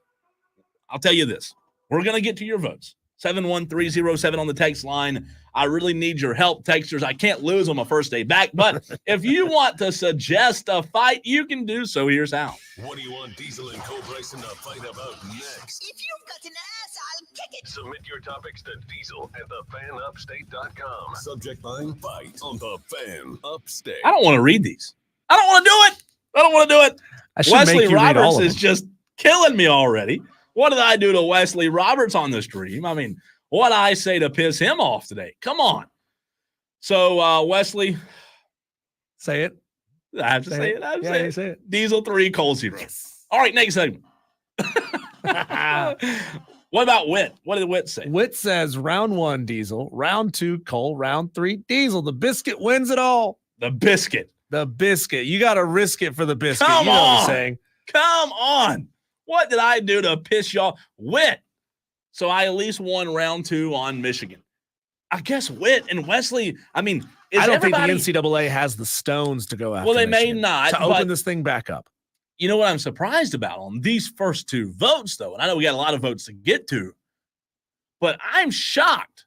Again, it's just 2, but are people just putting putting Kalen DeBoer in Alabama on the back burner now? I mean, are they out of playoff or national championship contention now? That's what I don't know. I think we might be making a mistake there. I really do. I don't think we can count them out quite yet. Let's see. Where are we going? On the text line? Yeah, let's go to the text line. Let's do it. Texter says Cole wins round 1. All DeBoer has done is win with less. So now he will win with more. Diesel rounds win 2 because the culprit is gone. Yeah, I think they're going to try to pin as much of this as they can on Jim Harbaugh and say it was all him. He did it all. Even though we have these deleted text messages of Sharon Moore texting another man with extremely explicit language. It's weird. I mean, like weird sexual language. I can't wrap my mind around what Sharon Moore is thinking here. I know there's like locker room talk. Yeah. But that is so far beyond locker room talk. Well, it's just disgusting. 50-something years old, right? I Yeah. mean, whatever. Yeah, at that point, you got to friggin' grow up. Yeah. Let's see. And Cole wins round 3 because my cornbread could be eaten plain or in a good bowl of beef stew. We could split hairs and call you both winners in my book. Thank you, texter from the 344. So it's a tie. No. I'm gonna take your win away because the texter here said it's even. We don't do ties. This is not soccer. This is a real sport. There's defense in this sport. Mm-hmm. Come on, texter. Let's see. Alan S says Diesel with the clean sweep. Did you want me to keep going with these text messages because you're not doing so hot? Stop it. Let's see. Brad says Diesel wins round 1 and Cole wins rounds 2 and 3. Cornbread all day. Thank you, Brad. Thank you, Brad. Come on, Brad. Much love, baby. Much love. Let's see here. I only caught round 3. Diesel had me at biscuit. Thank you, Corn Chip. He says, let's see. G says Diesel wins 3. Cole, Will 1 and 2. Wins 1 and 2. Thank you, G. Okay. So I finally got another. CJ from Greer. Cornbread and milk rules. Cole for the sweep.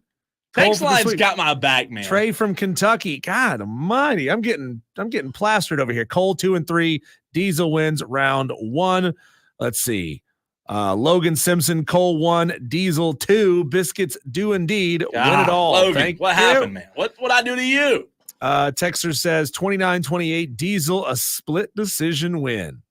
And then the last texter here says Cole wins all 3. Listen, I can always count on my texter, my Tolo texter. Well, for whatever reason, Diesel's got some kind of inside money given to our Tolos on the stream because they always vote Diesel. I feel like maybe I'm wrong on that, but I'm going to say it and claim it today. I can always count on my Tolos on the text line to come in clutch. When we come back, Cole, it's time to dive into SEC football with a guest, Landon Holyfield. First time on the show, first time on Wire to Wire. He's a content creator for Inside Texas and host of Sports Below the Surface. We'll talk Texas Longhorns football with Landon Holyfield next.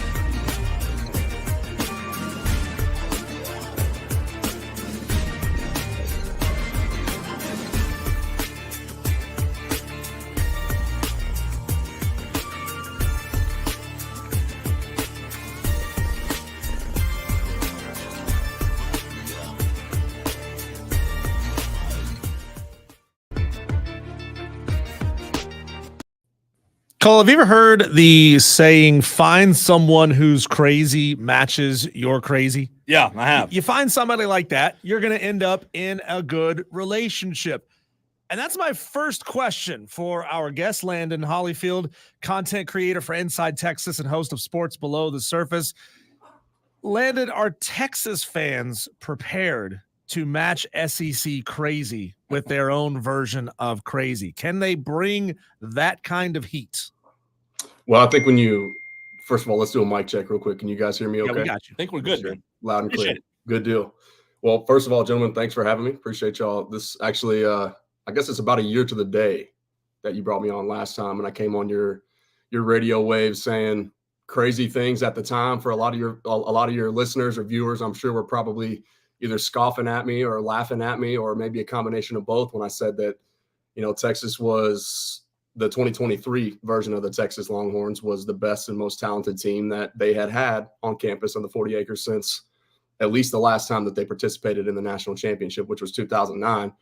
But possibly even going back and even further to that, to the Vince Young 2005 national championship team. And so that played itself out, and that aged pretty well, I would say. But to answer the question a little bit more directly, I would say that, I'm sure you guys have maybe seen some of the recruiting, the new NIL world that we live in, the wild, wild west, as I like to refer to it as, when there's Lamborghinis being parked outside and courting all these different recruits and things like that from Lamborghini Austin, then I would say, yeah, not only is our Texas fans ready for this new challenge and this new just endeavor, right? And the most talented, in my opinion, obviously the conference and the entire college football landscape. So yes, it's been a long time coming, man. But this has been 3 years since we kind of knew that it was going to eventually unfold the way that it did. And so there's a lot of built up tension. But the way that things ended last year, right, with a really good taste in a lot of Texas fans' mouths after I call it the dark decade, right? 10 years plus really of just Texas not being Texas. Okay. But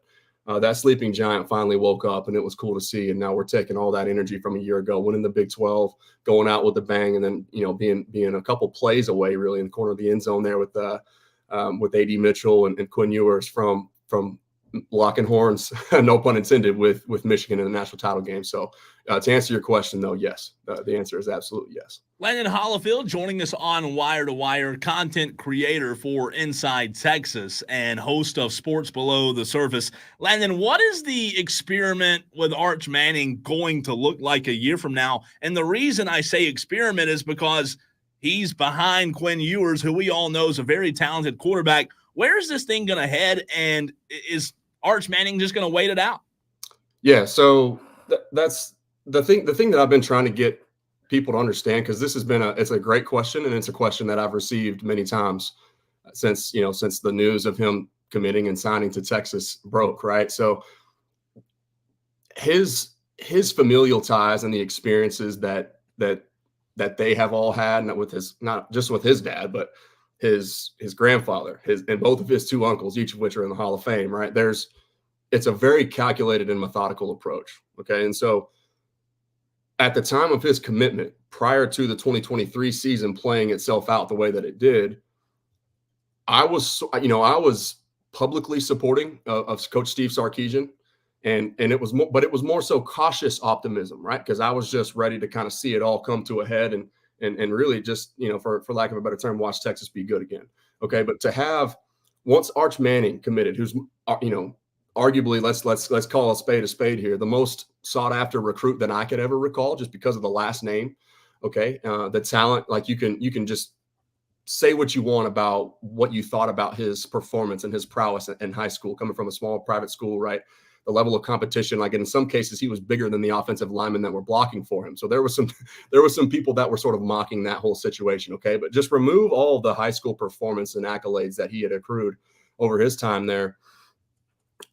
To get his commitment was the only stamp of approval that I needed for Steve Sarkisian, period. Like to have Eli Manning, Archie Manning, Peyton Manning, and his father, Cooper, all give Coach Sark their stamp of approval to, the prodigal son, really. Like, let's I'm being hyperbolic a little bit there, but that's kind of how he was courted. Okay. And it wasn't just Texas that felt that way about his potential.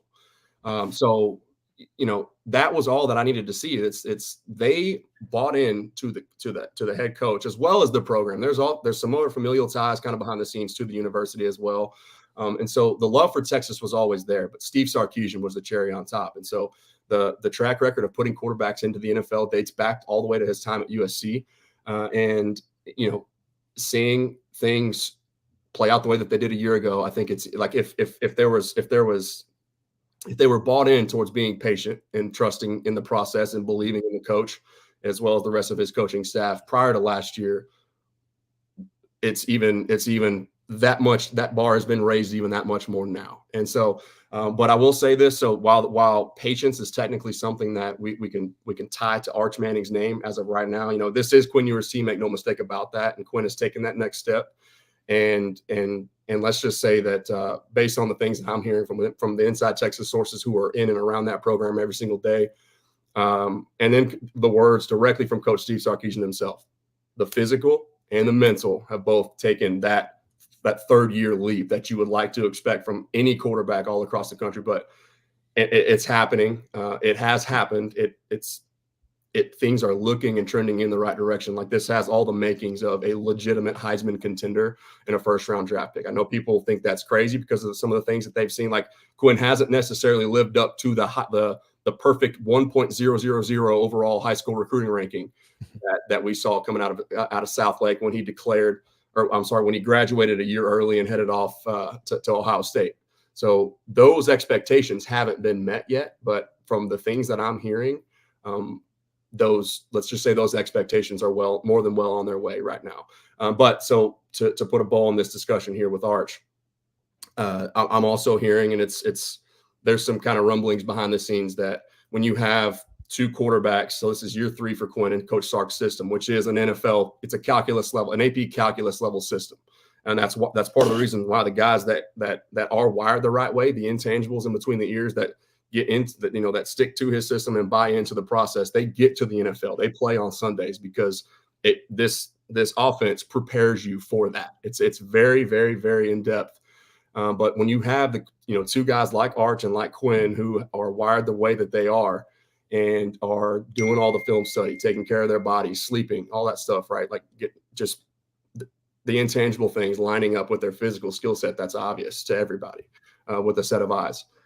Those two things now, you really allow Coach Sark to unlock his system to its full capacity. Now you got the green dot. It's similar to what the telecommunication system between the quarterback and the coach. He no longer has to look over to the sideline and just use pictures or sort of keywords and code words, right? He's listening to the mastermind directly into his ear. So he's got that extra calming presence. But you have these two quarterbacks that the cerebral, they're just being cerebral in nature.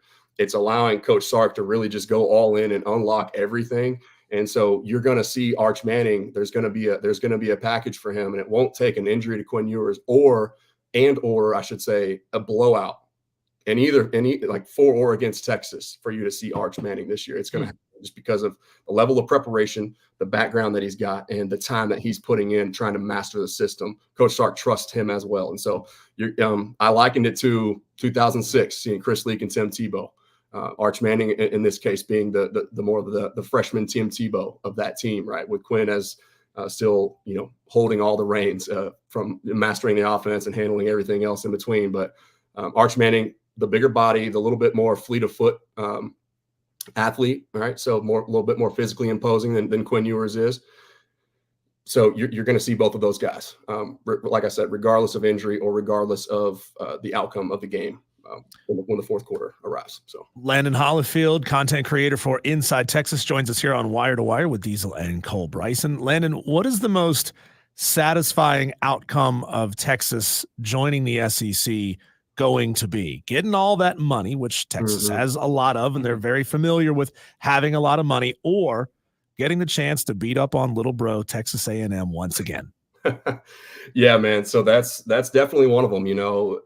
That Thanksgiving matchup is going to be, it's going to be very passionate, very, very prideful in a lot of different ways. But you put a rivalry of that nature, like just for Texas A&M, for example, that's been, and you sort of put it on ice for as long as it's been since their last matchup.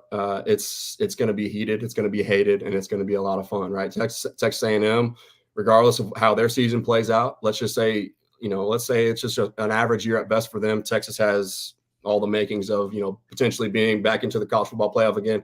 Guess what? Texas A&M, they'd love nothing more, even if they only have 1 or 2 or even 0 wins going into that game. Guess what? They get a chance to spoil Texas's postseason hopes back in the college football playoff. And the same can be true on the other side of the coin, right? So getting this game back, man, if it's amazing, like it really is amazing to me that just the day-to-day interaction that I have. If I go out, if I step out and burn orange, and it doesn't matter where I go, I'm having a conversation by some A&M fan. They're gonna kind of elbow me a little bit, and they're gonna kind of let me hear it. And so you just instantly get that it's almost I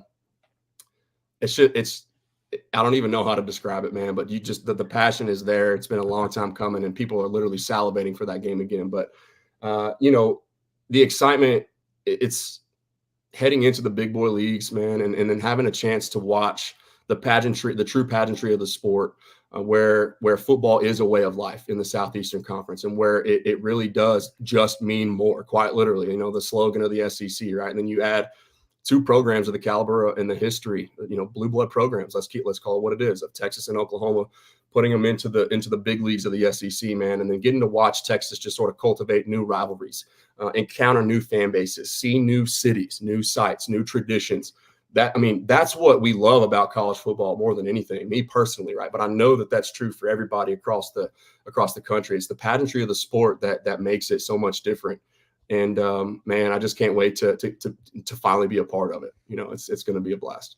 Landon, you do a lot of coverage in the NFL, specifically with the Cowboys being in Texas. Is there anything to make of the storylines or the narratives, if you will, of super low attendance in Oxnard, California? Obviously, here in the upstate of South Carolina, even though we're not in Texas, we still have a large majority or a large contingent of NFL fans who still pull for the Cowboys. But is there anything to make of there being a significant drop in attendance in training camp, and the people who are covering it talking about this team and this fan base being at an all-time low in terms of their lack of interaction in the offseason, lack of I don't want to call it just the Cowboys did. I don't want to say the Cowboys did nothing, but them for whatever reason feeling like they just didn't have to make any splash moves. Do you make anything of that, or do you think that's just a narrative that's not really true in your opinion? So that's a loaded question, man. And once again, another good one. You guys are on top of it, man. It's you can call it disdain, you can call it apathy, you can call it lack of interest, whatever you want. There's definitely some truth to that. Since in my adult life, since I've been mature enough to really understand team building, roster construction, and just studying the sport, watching the All-22 film, trying to learn it and just expand my knowledge of the game. This is by far and away the most frustrated I've ever seen the Cowboys fan base, and myself included. I had an entire 16-week series on my YouTube channel. I called it the postmortem series, where I just kind of once a week did a video and discussed everything that there was to discuss, starting from the meltdown versus the Packers and all the way up until post-draft and leading up into camp. And so I've talked about everything, but the Oxnard thing, the lack of fan attendance, that's more to do, I will tell you, it's more to do with the price of admission. Right? If you just go and give it a Google, right, they're actually charging fans now to come in and see, which is just, it's crazy to me, the distastefulness, or I guess the lack of feel, as I would like to call it. Feel ain't free, but it's definitely it's certainly not. You can't teach it.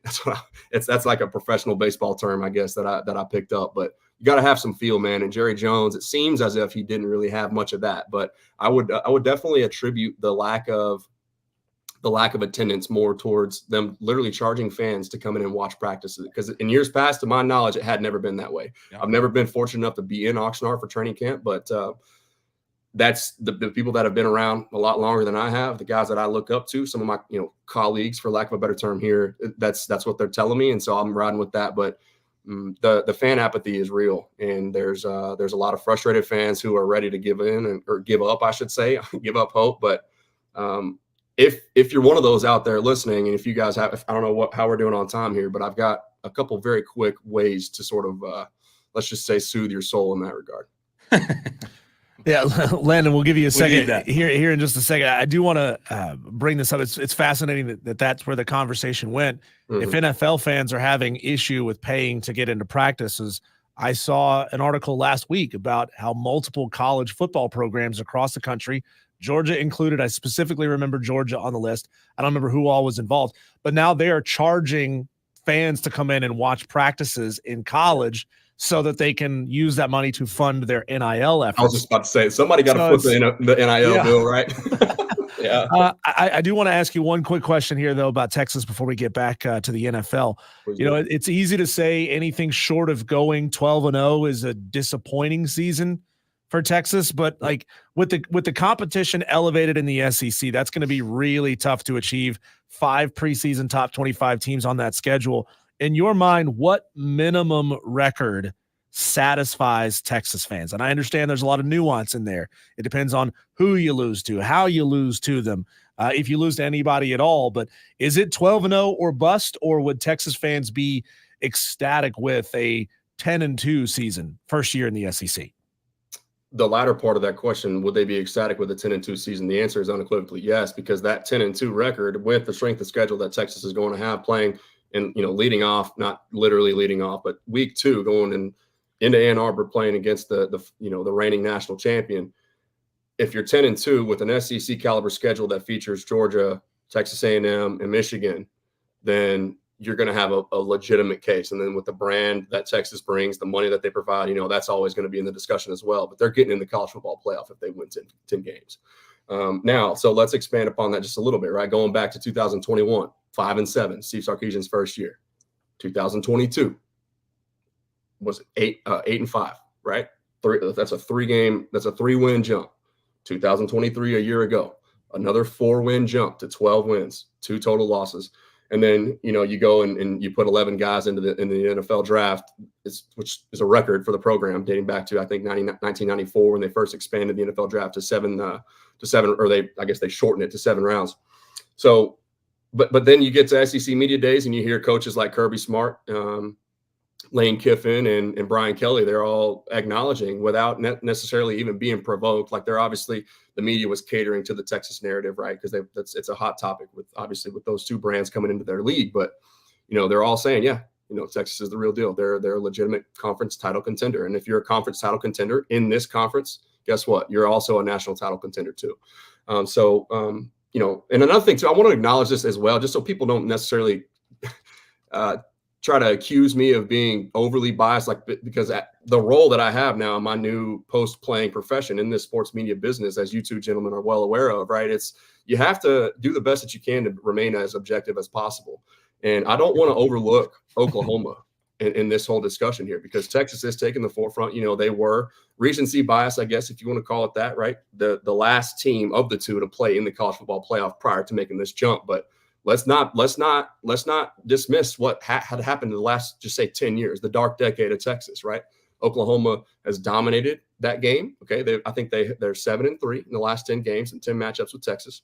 They had 4 college football playoff appearances of their own to Texas's 1, and countless. I mean, I don't even know. I haven't done the numbers and the math, but more first-round picks, more NFL draft picks in total, and just a lot more victories. And so now Texas is the better team this year, and they will prove that or when the season starts here in just 4 short weeks. But Oklahoma is they deserve a ton of credit too for what they've accomplished in the previous 10 years. But it's 2 teams coming into this SEC and not just 1, and then Oklahoma, right? I just want to make sure, because I'm seeing that all over the place. It seems as if Oklahoma is being overlooked, and that if you're a Texas fan, that's probably the last thing that you want to do, right? Because yes, you played in the college football playoff last year, but guess what?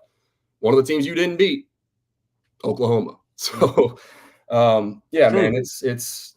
I know I kind of went off on a tangent there, but it's going to be true. It's fascinating. It's fascinating to hear you say 7-3 in the last 10 years, something that You don't really think about Texas as being, as dominant as they were last year and as good as they should be. Hey, look, man, we're up against it, but if it's okay with you, let's do it again real soon. Appreciate your time and look forward to our next conversation.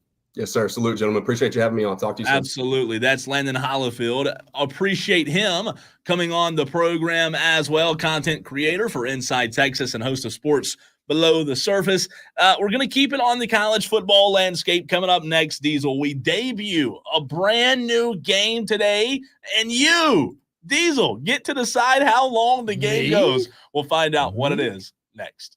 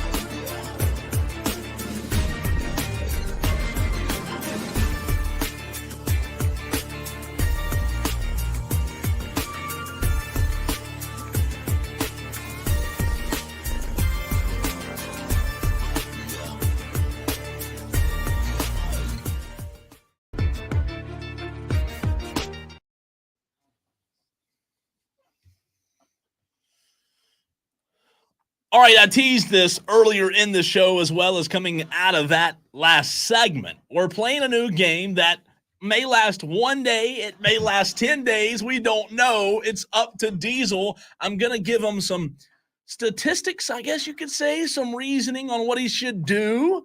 But here's the game. It's called Carson Beck versus. And that means versus. No one in particular.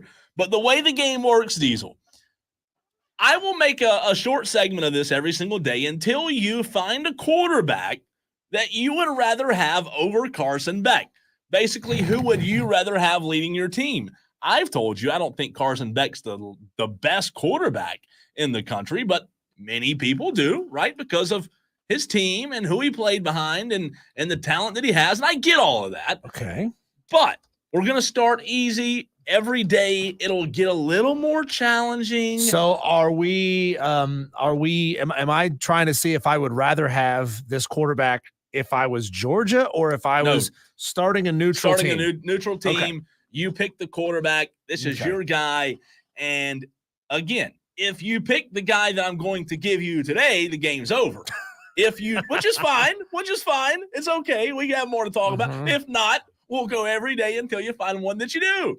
So today's game of Carson Beck versus, again, I told you we're going to start somewhat easy, but this one's not just a super easy. This one does make you think a little bit.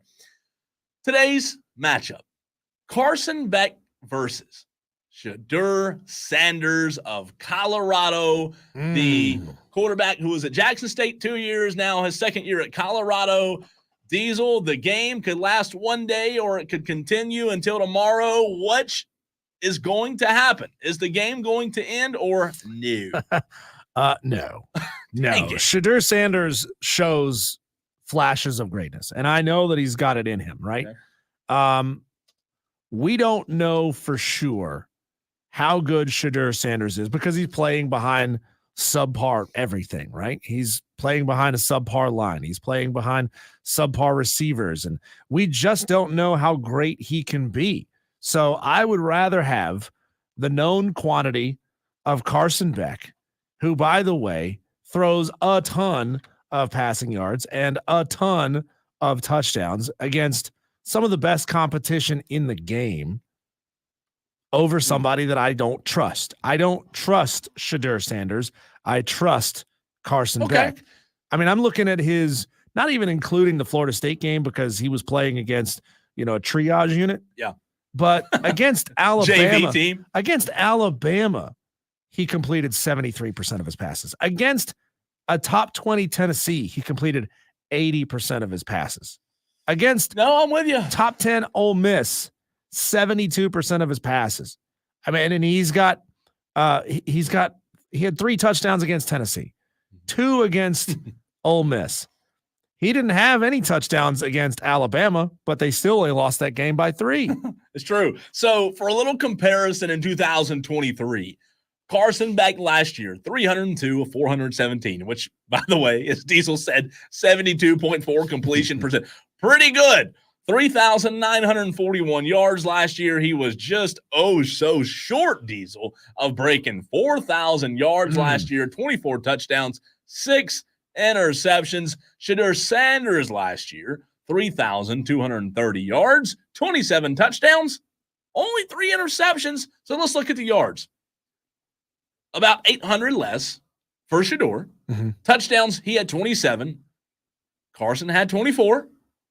Interceptions, Carson had 6. Shedeur had 3. I mean, maybe I can make a case here that you're wrong. Maybe I can say, hey, Diesel, Shedeur's the better quarterback. Again, I wanted to give you one that was a little bit easy but not too difficult to start the game of Carson Beck versus.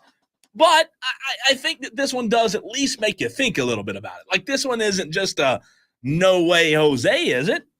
Well, I mean, look, this is a stat here that kind of confuses me a little bit. Okay. I would assume that Carson Beck doesn't throw the ball as much as Shedeur Sanders by a considerable amount. You would think, right? Because, I mean, I'm thinking here that Georgia has a superior run game. They have a superior offensive line. They're able to lean on that element of the game to take some of the pressure off of Carson Beck as a quarterback. The shocking thing is their number of attempts. And you got to think this is over the course of a season. Yeah.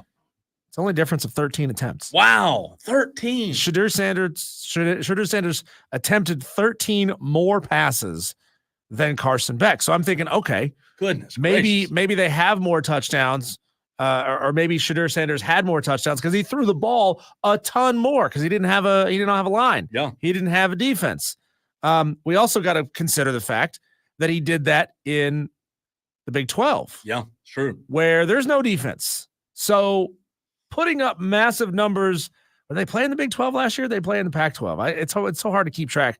They played in the Pac-12 last year. Again, still no defense. Yeah. They didn't play any defense in the Pac-12 last year or ever. So you put up gaudy numbers. You're kind of expected to put up gaudy numbers. So what you're saying is the game will continue at least one more day. Will continue. All right. When we come back, Cole, we're going to stay with college football, and we're going to start talking how many losses can some of these teams afford to take. We were talking earlier with Landon Hollifield about the losses Texas is likely to incur because they're playing against tougher competition. Well, let's look and see what some of the top contenders can afford to lose. That's next on the Fan Upstate.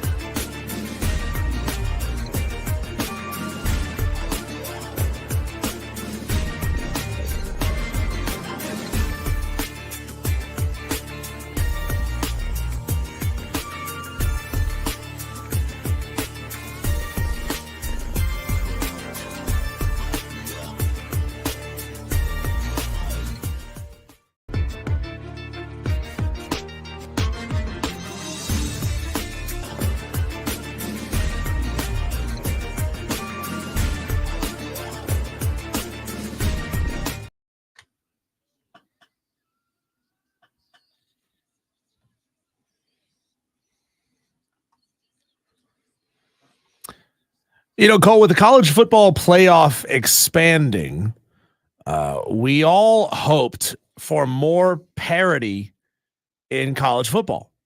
And I think we're going to build in some of that parity as things go along. Obviously, it's going to take a couple of years to settle into the new playoff structure. And then ultimately, Then they'll change it. Then they'll change it, right? Ultimately, I think we're going to end up in a place where we have a relative lack of parity again a few years down the line. And ultimately, we're going to end up expanding again. I'm looking at some interesting ratings that our friend and frequent guest of the show, Kelly Ford, put out on his social media. He's got 5 teams, Cole, that have a 70% chance to make the college football playoff. 70% chance. By the way, he's got Georgia at a 90% chance to make this thing. I'd say that's pretty accurate. I mean, like, basically nothing can happen to derail Georgia on this season, short of maybe Carson Beck going down. Ohio State and Oregon both are at an 80% chance to make this thing. Alabama, Texas, and Penn State, 70% chance to make this thing. Then it drops to 50% for LSU, 40% for Notre Dame, Oklahoma, Florida State, Missouri, Clemson, and Ole Miss, all given a 30% chance. If you're a Clemson fan, that ought to sting. 30% chance is what you're saying? 30% chance. I mean, they're saying Not Florida to- State's got a better chance. No, Florida State's got an equal chance of making the college football playoff. I mean, I don't know about that. when you look at how we all predict the ACC schedule plays out, we predict seeing, in all likelihood, either Clemson or Florida State in the ACC championship game. But it's hard to say now, especially now that we don't have divisions in the ACC, and we could see a rematch of Clemson, Florida State in the ACC championship game if they ended up being the best 2 teams in the league. It's hard to not see one of those teams making the college football playoff, but being given only a 30% chance to make this thing, Cole, like that, Clemson fans, y'all were a virtual lock year in and year out just a couple of seasons ago. So to see that fall, to see your chances drop that drastically ought to upset you. This is bad radio, but where is that at on his? I'm on his website. It's on his. He posted that on his Twitter a couple of days ago. Okay. So Clemson, he posts some fans- really great graphics. Yeah, he does, and I love his projections on his on his website, kfordratings.com. 30% chance is mind-boggling to me because Miami, you would think, well, that schedule would have a higher percentage than Clemson because they avoid Clemson and NC State.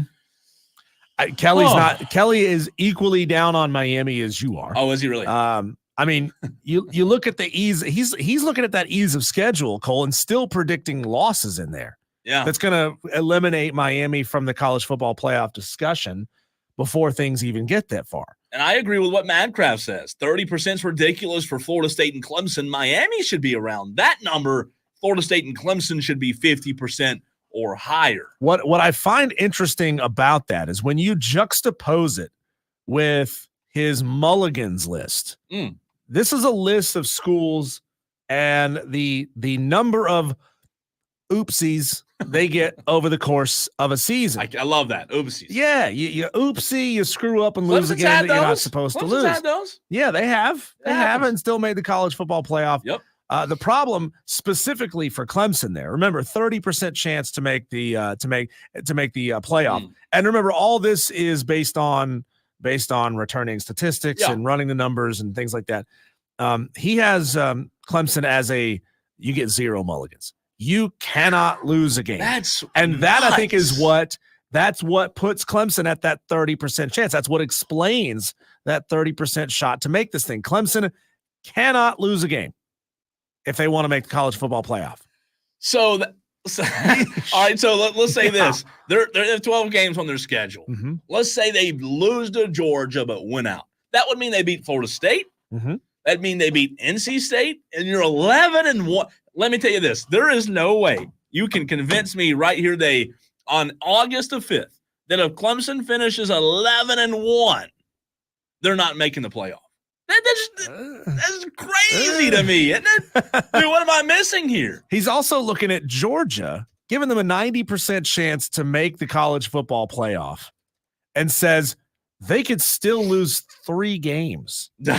They could lose 3 games and still make the college football playoff. Lose all of them. I mean, I'm looking at this Georgia schedule, Cole. Ranked opponents, number 19 Clemson, number 23 Kentucky, number 9 Alabama, number 4 Texas, number 6 Ole Miss, number 16 Tennessee.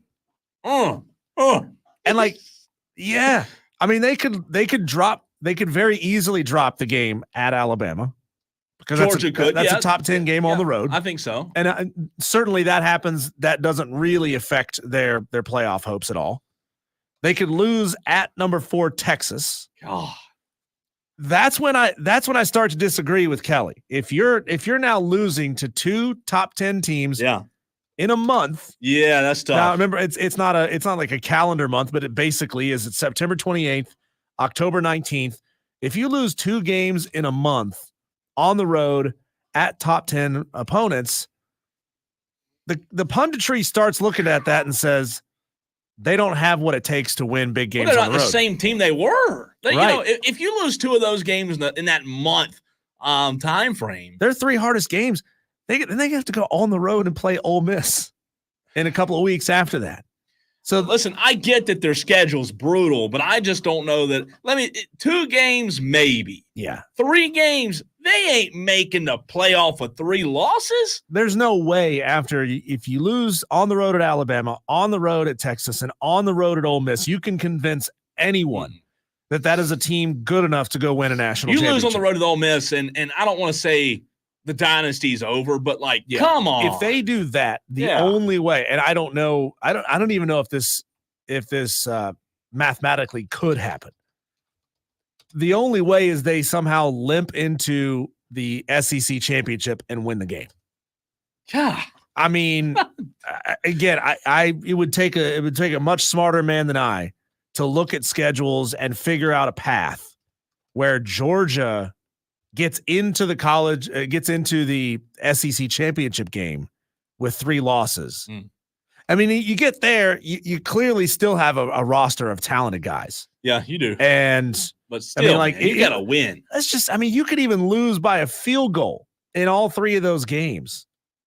And you couldn't convince me that that's a team good enough to go out and beat the best teams in the country. No, I agree with you. Because in all likelihood, if that happens, those 3 teams are also making the college football playoff. Sure.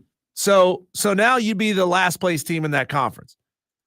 What I really also find interesting, he gives Oregon and Alabama 2 mulligans. Each one of those schools can lose 2 games and still make the playoff.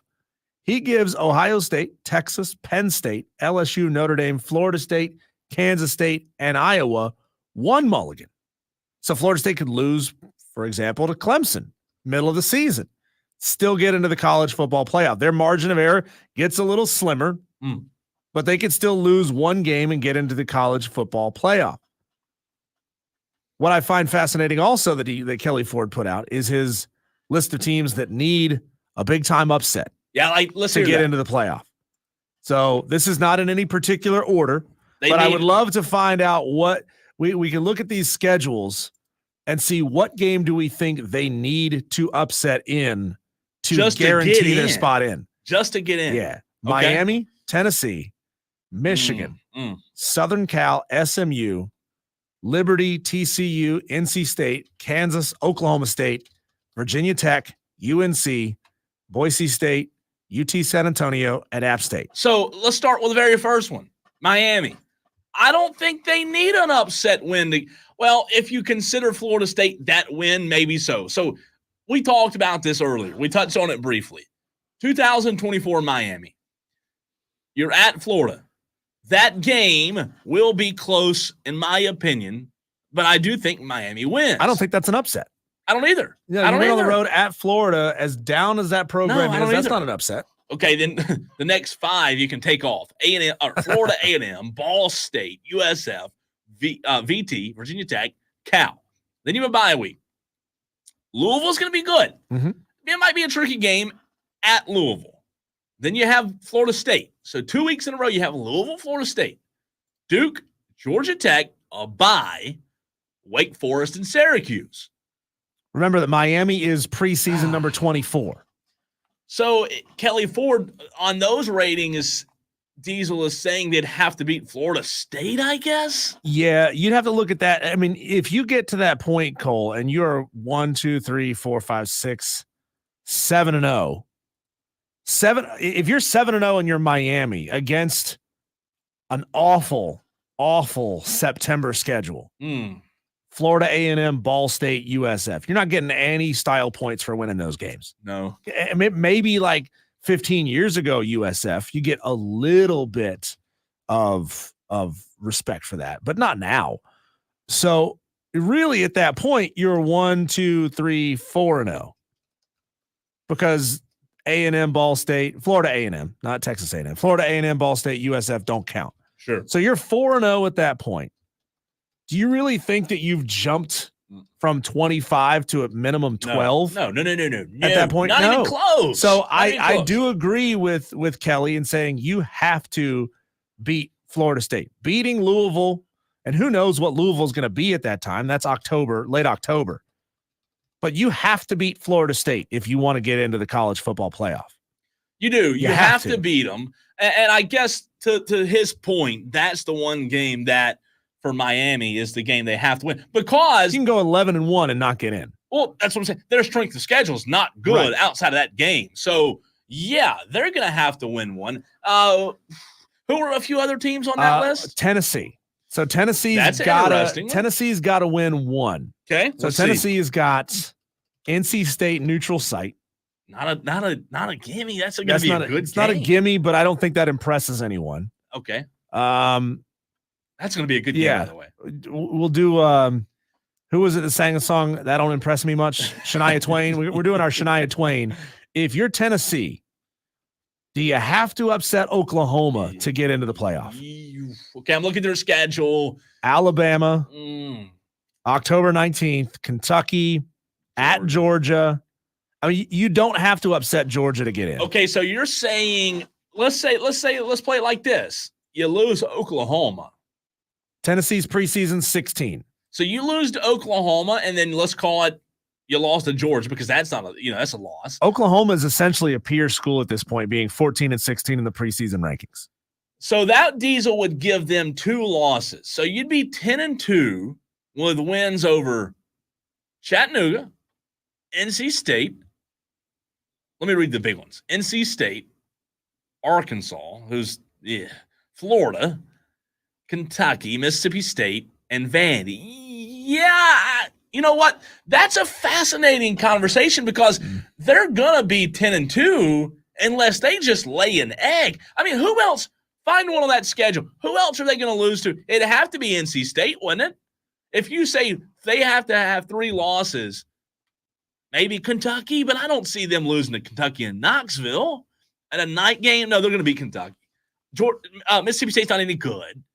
They're at 10-2. I don't know, man. That's going to be close. 12-team playoff. They can have good-looking losses against Alabama and Georgia, and that not affect them at all. I think they get in at 10-2. You think so? At 10-2, those are not bad losses. I don't think the Oklahoma loss would sit. Imagine Vol Nation losing their minds. Not our Tolo caller Vol Nation, but Vol Nation Tennessee fans. Yeah. Imagine them losing their minds, 10-2, not getting into the college football playoff. Let me tell you this. It would be fantastic. Yeah. For conversation, the Tennessee Navy is going to take some port city. I don't know how they're going to do it. That would be fantastic.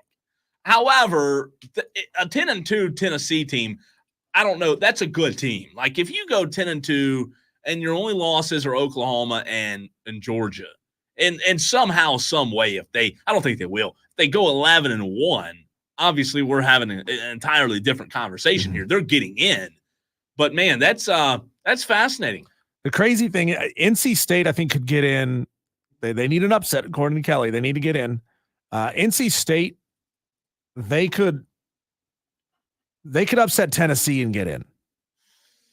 I think that Tennessee win would be impressive enough on a neutral site when people always look at NC State as that program that doesn't have the depth to go on the long haul. If you could beat Tennessee, albeit early, That's an early yeah. game. NC State has, and talking about big games, Tennessee, Clemson. Oh, God. Is that it? That's it. North Carolina at the end of the season, but North Carolina's going to take a step back, and that one's North Carolina's probably expected to be a 7-win That's what team. I'm saying. Oh, 8-win team tops. I haven't looked at this schedule in depth. We were talking about the Missouri schedule a few weeks back and how how favorable it was for Missouri. Listen to this: NC State in 2024, Western Carolina, that's a win. Yeah. Tennessee at Bank of America. You never know. You never know. Okay, let's give them a loss there. Yep. La Tech, loss. Clemson, who knows? I mean, they've done. La Tech's a win. You said loss. I'm sorry, La Tech's a win. Clemson is the who knows game. I think it's a loss, but you never know. If Cade Klubnik and the Tigers aren't playing well, they could beat. They've done it before, right? NIU. And we're making all of these assumptions, not including an ACC championship game. Correct. Wake Forest, Syracuse, Cal, Stanford, Duke, Georgia Tech, North Carolina. Yawn. That's what I'm saying. You can lose to Tennessee, beat Clemson, and you're in. Oh, yeah, 100%. If you go 11-1 and have a win over Clemson, as long as Clemson doesn't crap the bed and make it look like a worse loss than it is, yeah, absolutely. At what point of the season is that? What's the date on that? The Clemson game? Yeah. The Clemson game with NC State is early, September 21st. That's the problem for NC State is their two big opponents are early in the season. They better hope to hell that they get into the ACC championship game and win that thing. If not, because there is so much time, but the committee will forget all about those games. Sure. They'll forget all about them, and they'll start sliding down the list, and they'll be in that range of 15 to 18, looking in from the outside. Wow. They've got to upset one of those games. I mean, I think you upset Tennessee and look impressive doing it. You can kind of punch your ticket, assuming you lose to Clemson. But if they were to lose in the ACC championship, even with one of those wins and get back to 2 losses, I don't think they're in. I don't think they're in. No, that would be a team that has had a long time between impressive wins. Correct. Long time. And they'll say, look, yeah, they're beating the tar out of Duke and Wake Forest down the stretch, but what does that really tell us? Does that tell us that NC State is worthy of going up against Alabama and Notre Dame and Michigan and schools like that in the playoff? It's fascinating, and I'll say this. I love Kelly Ford's rankings because they're not Kelly Ford making rankings just to make rankings. These are statistical analytics. They do have real analytics, to your point, that go into them. And it's not just a made-up poll, right? The coaches poll came out early. It's not a made-up poll. Yeah, he's not big game boomer. Right. Unfortunately. But it's fast. I'll say this. The one thing, though, from the entire conversation is that Clemson and Florida State only have a 30% chance, according to his ratings, to get into the playoffs. That's what blows my mind. 30% chance. I think for Florida State, it's got to be around 50. Well, and you look at his projections. He's projecting Clemson wins 5 ACC games.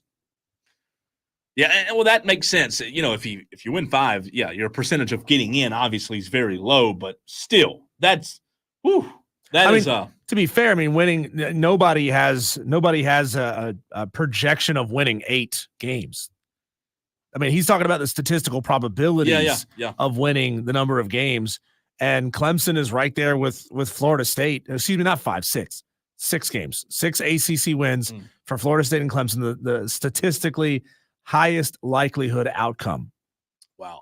That's fascinating. And by the way, I said a minute ago, excuse me, the USA Today coaches poll did come out earlier today, and this was the preseason coaches poll.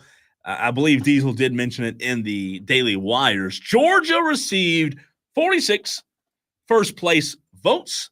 Ohio State, Diesel, received 7 first place votes. Wow. Making up the big drop. Pretty big drop. Making up the top 10, Oregon 3, Texas 1, Texas 4. They received 1 first place vote, which is, to me, kind of crazy. Is Landon a voter in this AP? He may be, but he's very bullish on his Texas Longhorns. yeah, but you would think I thought they'd get more than one. And then you have Alabama 5, Ole Miss 6, Notre Dame 7, Michigan 8, who got 1 vote, Penn State 9, Florida State 10, rounding out the top 10. Clemson comes in at 14 in the preseason USA Today coaches poll. No Gamecocks, in case you were looking for them, Diesel. They are not there, unfortunately. Panthers fans, I don't know if this is good news, no news. How do you feel about this? I want to hear from you on the other side. Diesel teased it in the Daily Wires, a little injury on the Panthers front with a former Gamecock. We'll talk about it.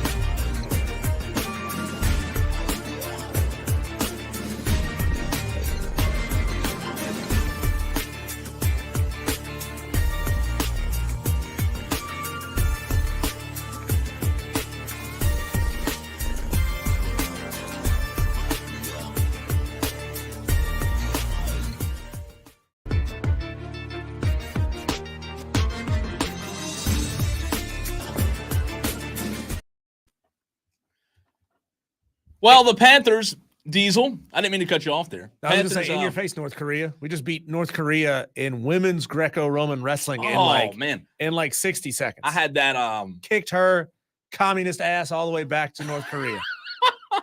USA. See, this is when you start Here you getting go. into Here's the the Olympics. replay. She's rolling her like a crocodile. Oh, God. The legs. She just went right for the legs. That's terrible. What kind of wrestling was that again? Greco-Roman. See, you're talking Spanish now. You're talking Spanish. Not a wrestling guy. But it's Greek. Again, Greek. You're talking Greek. It's all Greek to me, right? It's all Greek to me because I don't know it and I don't follow wrestling. I will watch it though. I mean, I don't hate.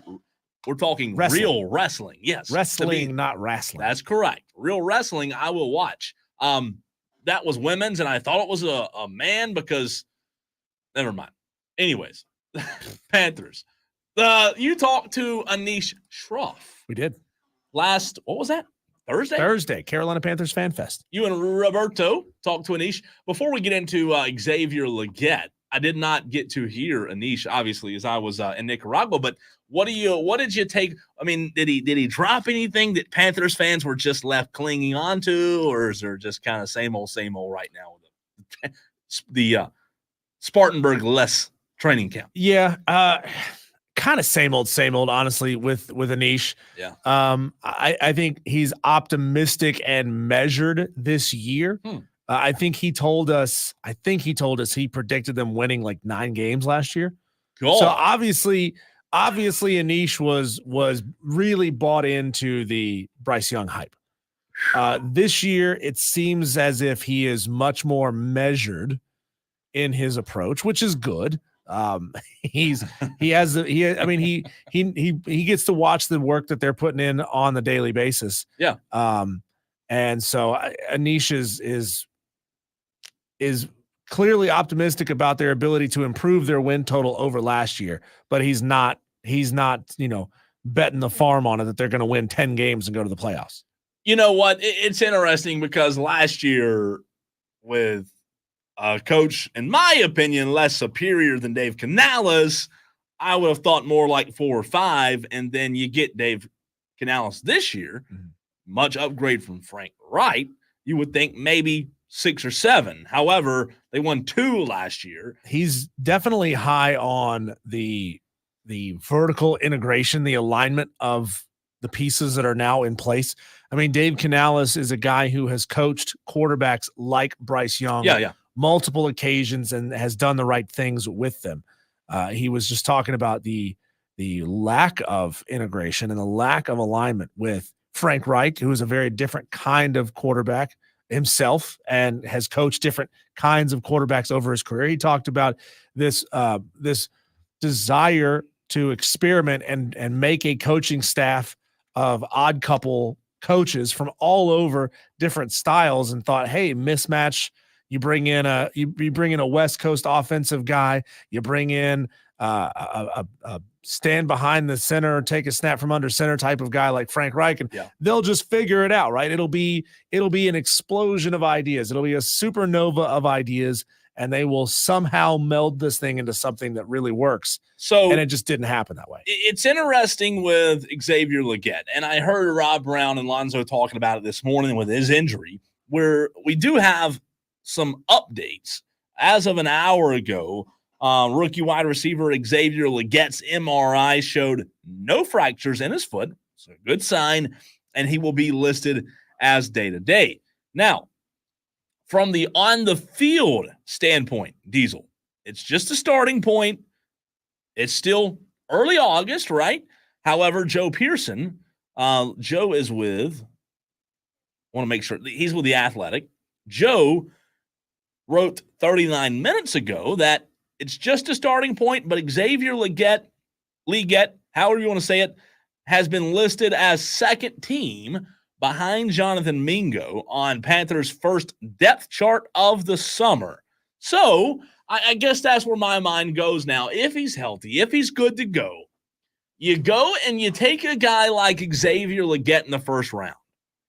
Where do you, NFL fans, Panthers fans, Diesel, where do you see this going in terms of the depth chart because Jonathan Mingo right now is listed at 1, Leggett at 2. I just, in my mind, I think to myself, if you went and you got a guy in the first round, at some point this season, you would want him to be a starter. You would want him to be an impact guy. And I know if he's listed on the depth chart as a 2, he can still see the field, but a 2's a 2, a 1's a 1. And Jonathan Mingo will obviously see a lot more snaps than Xavier Leggett if he starts the season as the 1. But I just wonder if Panther fans, Diesel, would be upset if we got to the halfway point of the season and Xavier Leggett was still the 2 behind Jonathan Mingo. I mean, you did go get a first-round pick for this guy, right? Yeah, I still don't understand that move that the Carolina Panthers made. Who was sitting at was it the Chiefs, right? Chiefs, I Chiefs believe. were sitting at 32. Were the Chiefs going to go draft Xavier Leggett? No, I mean, I don't understand the move there to get up into the first round to get Xavier Leggett. I mean, if you're going to do that, I certainly was looking at a guy like Xavier Worthy as probably a better option for the Carolina Panthers. Of course, it all depends on the offense and what the coaching staff wants to do, and maybe having a guy that can just take the top off of the defense like Xavier Worthy could do isn't necessarily what they need. Maybe they look at Bryce Young's ability to throw downfield and say, hey, we get this guy who's this fast. We put him out there 20, 25, 30 yards down the field. Bryce Young's accuracy starts to go down. So we don't necessarily need a guy like that right now at this time. I mean, the only thing I can think is Jonathan Mingo's got the extra year of eligibility on him, right? I mean, he was a second-round pick. He was 39th pick last year to the Panthers. So, I mean, really, what's the difference between pick 39 and pick 32? They're essentially the same kind of player. They're essentially the same height.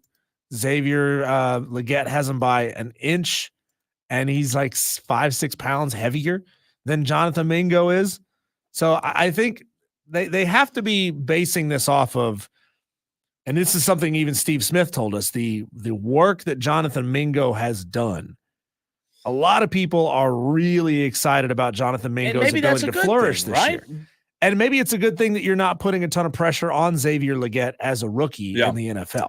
So Texter says, this text from the 327, if the guard center guard combo isn't fixed, it'll be another bad losing season, no matter what or who you got coaching or play scheming. Talking about the Panthers. Obviously offensive line was an issue last season, but going back to that, to your point about Leggett, I do understand what you and Steve Smith, I understand that. You do. You want your guys, your ones, you want them to be an integral part of the offense.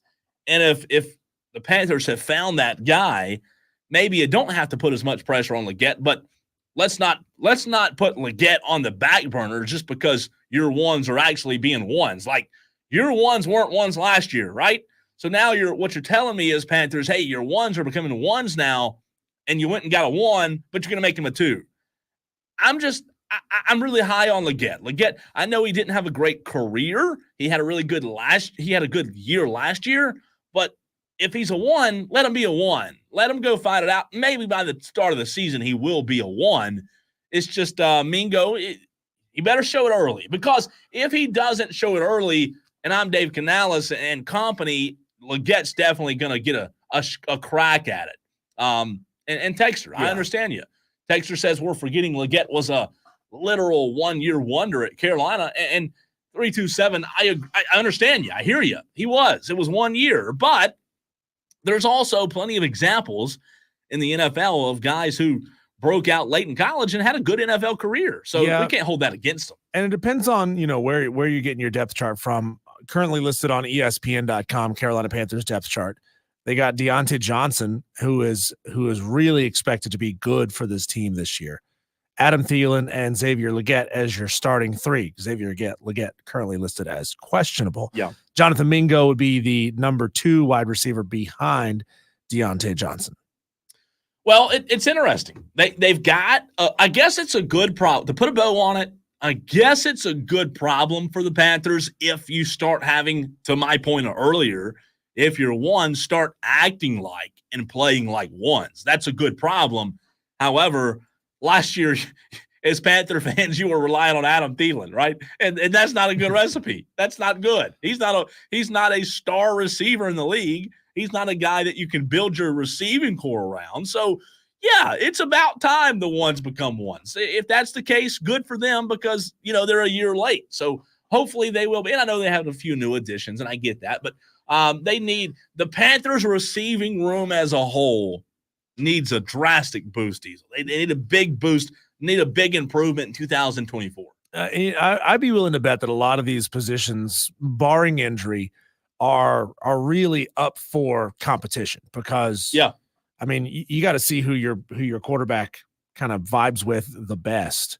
And you got a lot of guys who are pretty good. Yeah. You don't have anyone that's a proven absolute stud. So outside of Adam Thielen. Mm-hmm.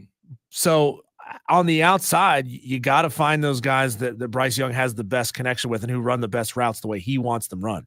No, I agree. It's fascinating. I hope that this problem continues in a good way for the Panthers. What I mean is I hope that these guys, these receivers in particular, continue to improve their game so that there is a problem, that there is a Dave Canales at some point has to stop and say, okay, we got all these guys that are really playing well during the preseason. It's going to make my job tougher to name the ones. That's the way it should be compared to last year where Jimmy and Joe could have been ones, right?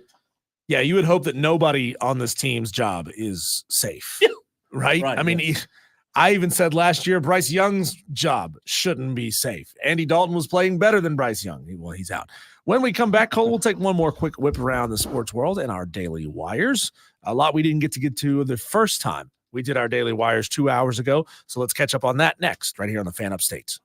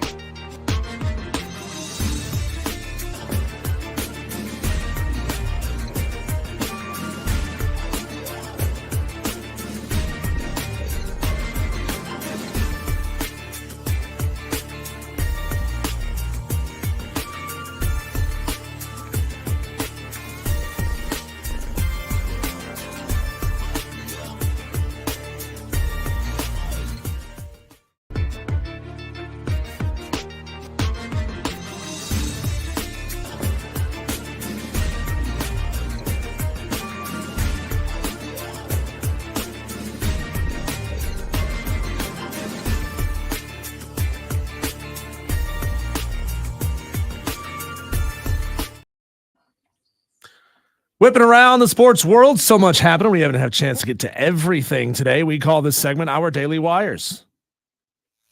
Yeah, this is the buzz happening out there. Jim Harbaugh read a prepared statement from Chargers camp today.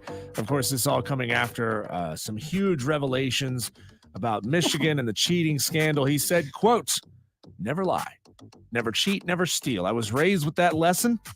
I have raised my family on that lesson. I have preached that lesson to the teams that I've coached. No one is perfect. If you stumble, you apologize and you make it right. Today, I do not apologize. I did not participate, was not aware nor complicit in those said allegations. So back to work and attacking with an enthusiasm unknown to mankind." I like that response, actually. Yeah. I mean, it's gone from deny to who the F do you think you are? Leave me alone with this. Right. He didn't do it. Yeah. Shut up. Yeah, Quit asking. this scandal is getting nasty, but the truth is, Cole, it's already been adjudicated by the NCAA. They found nothing that they could go after. They are not going to reopen this thing. Ugh. The Braves lost Sick. yesterday to the Miami Marlins 7-0. That's what's sick. The Yeah, Marlins that's true. suck and are 6 games now back in the NL East. It's not out of reach. They still have a lot of games against the Phillies down the stretch. So winning the division is not out of reach, though I don't think for Atlanta Braves fans that ought to be your end-all be-all goal for the season. The medal count from Paris is now, as such, Team USA trails China by 1 gold medal, but we lead overall. We are the best at coming in second and third. Just the absolute best at it. That's not a good thing. 30 silver medals to China's 18, 28 bronzes to France's 18, but we're 1 medal back in the golds. I'd have to look and see what events are coming up next week. There's still a week of competition left. Still a good bit. And so there's still a lot of time and room for the USA. China. Can't lose to China. That'd be a bad look. They make our phones and we lose to them in the Olympics. I mean, come on. Let's see. The Williams-Brice hosted an international soccer match between Manchester United and Liverpool, and over 77,000 people packed into the stadium for that. So huge showing for football in America. I wonder if that's the largest attendance for a soccer game in America ever.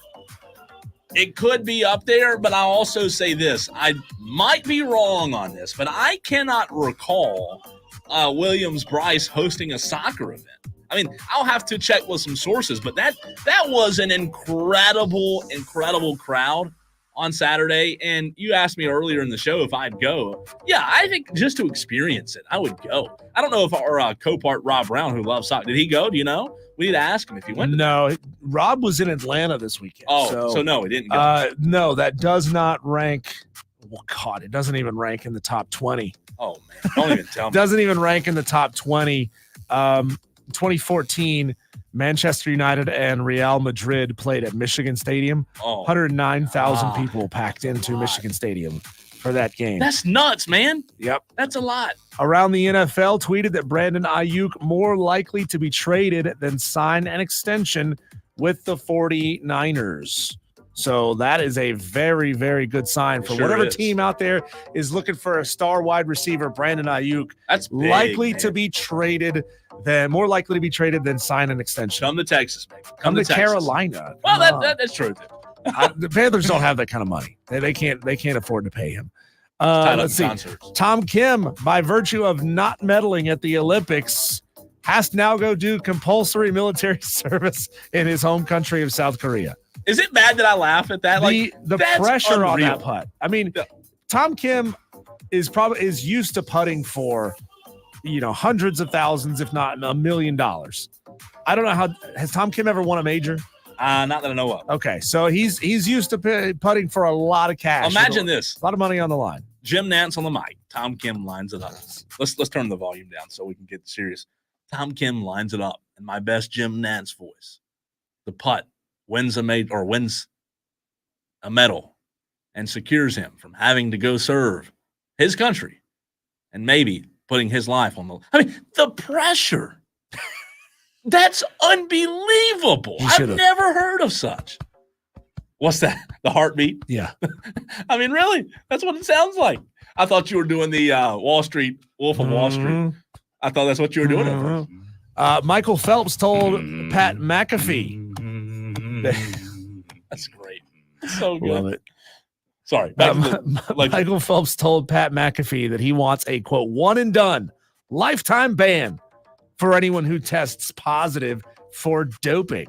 Ooh. You're not going to do a lot of drugs and beat my record, says Michael Phelps. Vikings wide receiver Jordan Addison was charged with DUI and has a hearing on October 7th. Recall, he was found asleep at the wheel of his luxury car, a Rolls Royce, blocking a lane of I-105 westbound near LAX. How do you have a driver's license out of that? After No that? bueno. And he was charged. And how is that just 2 misdemeanors? I'd be under the jail. What? Common people like us be under the jail. Simone Biles finished her last event at the Olympics with a silver in the floor exercise. She won 4 medals at these games.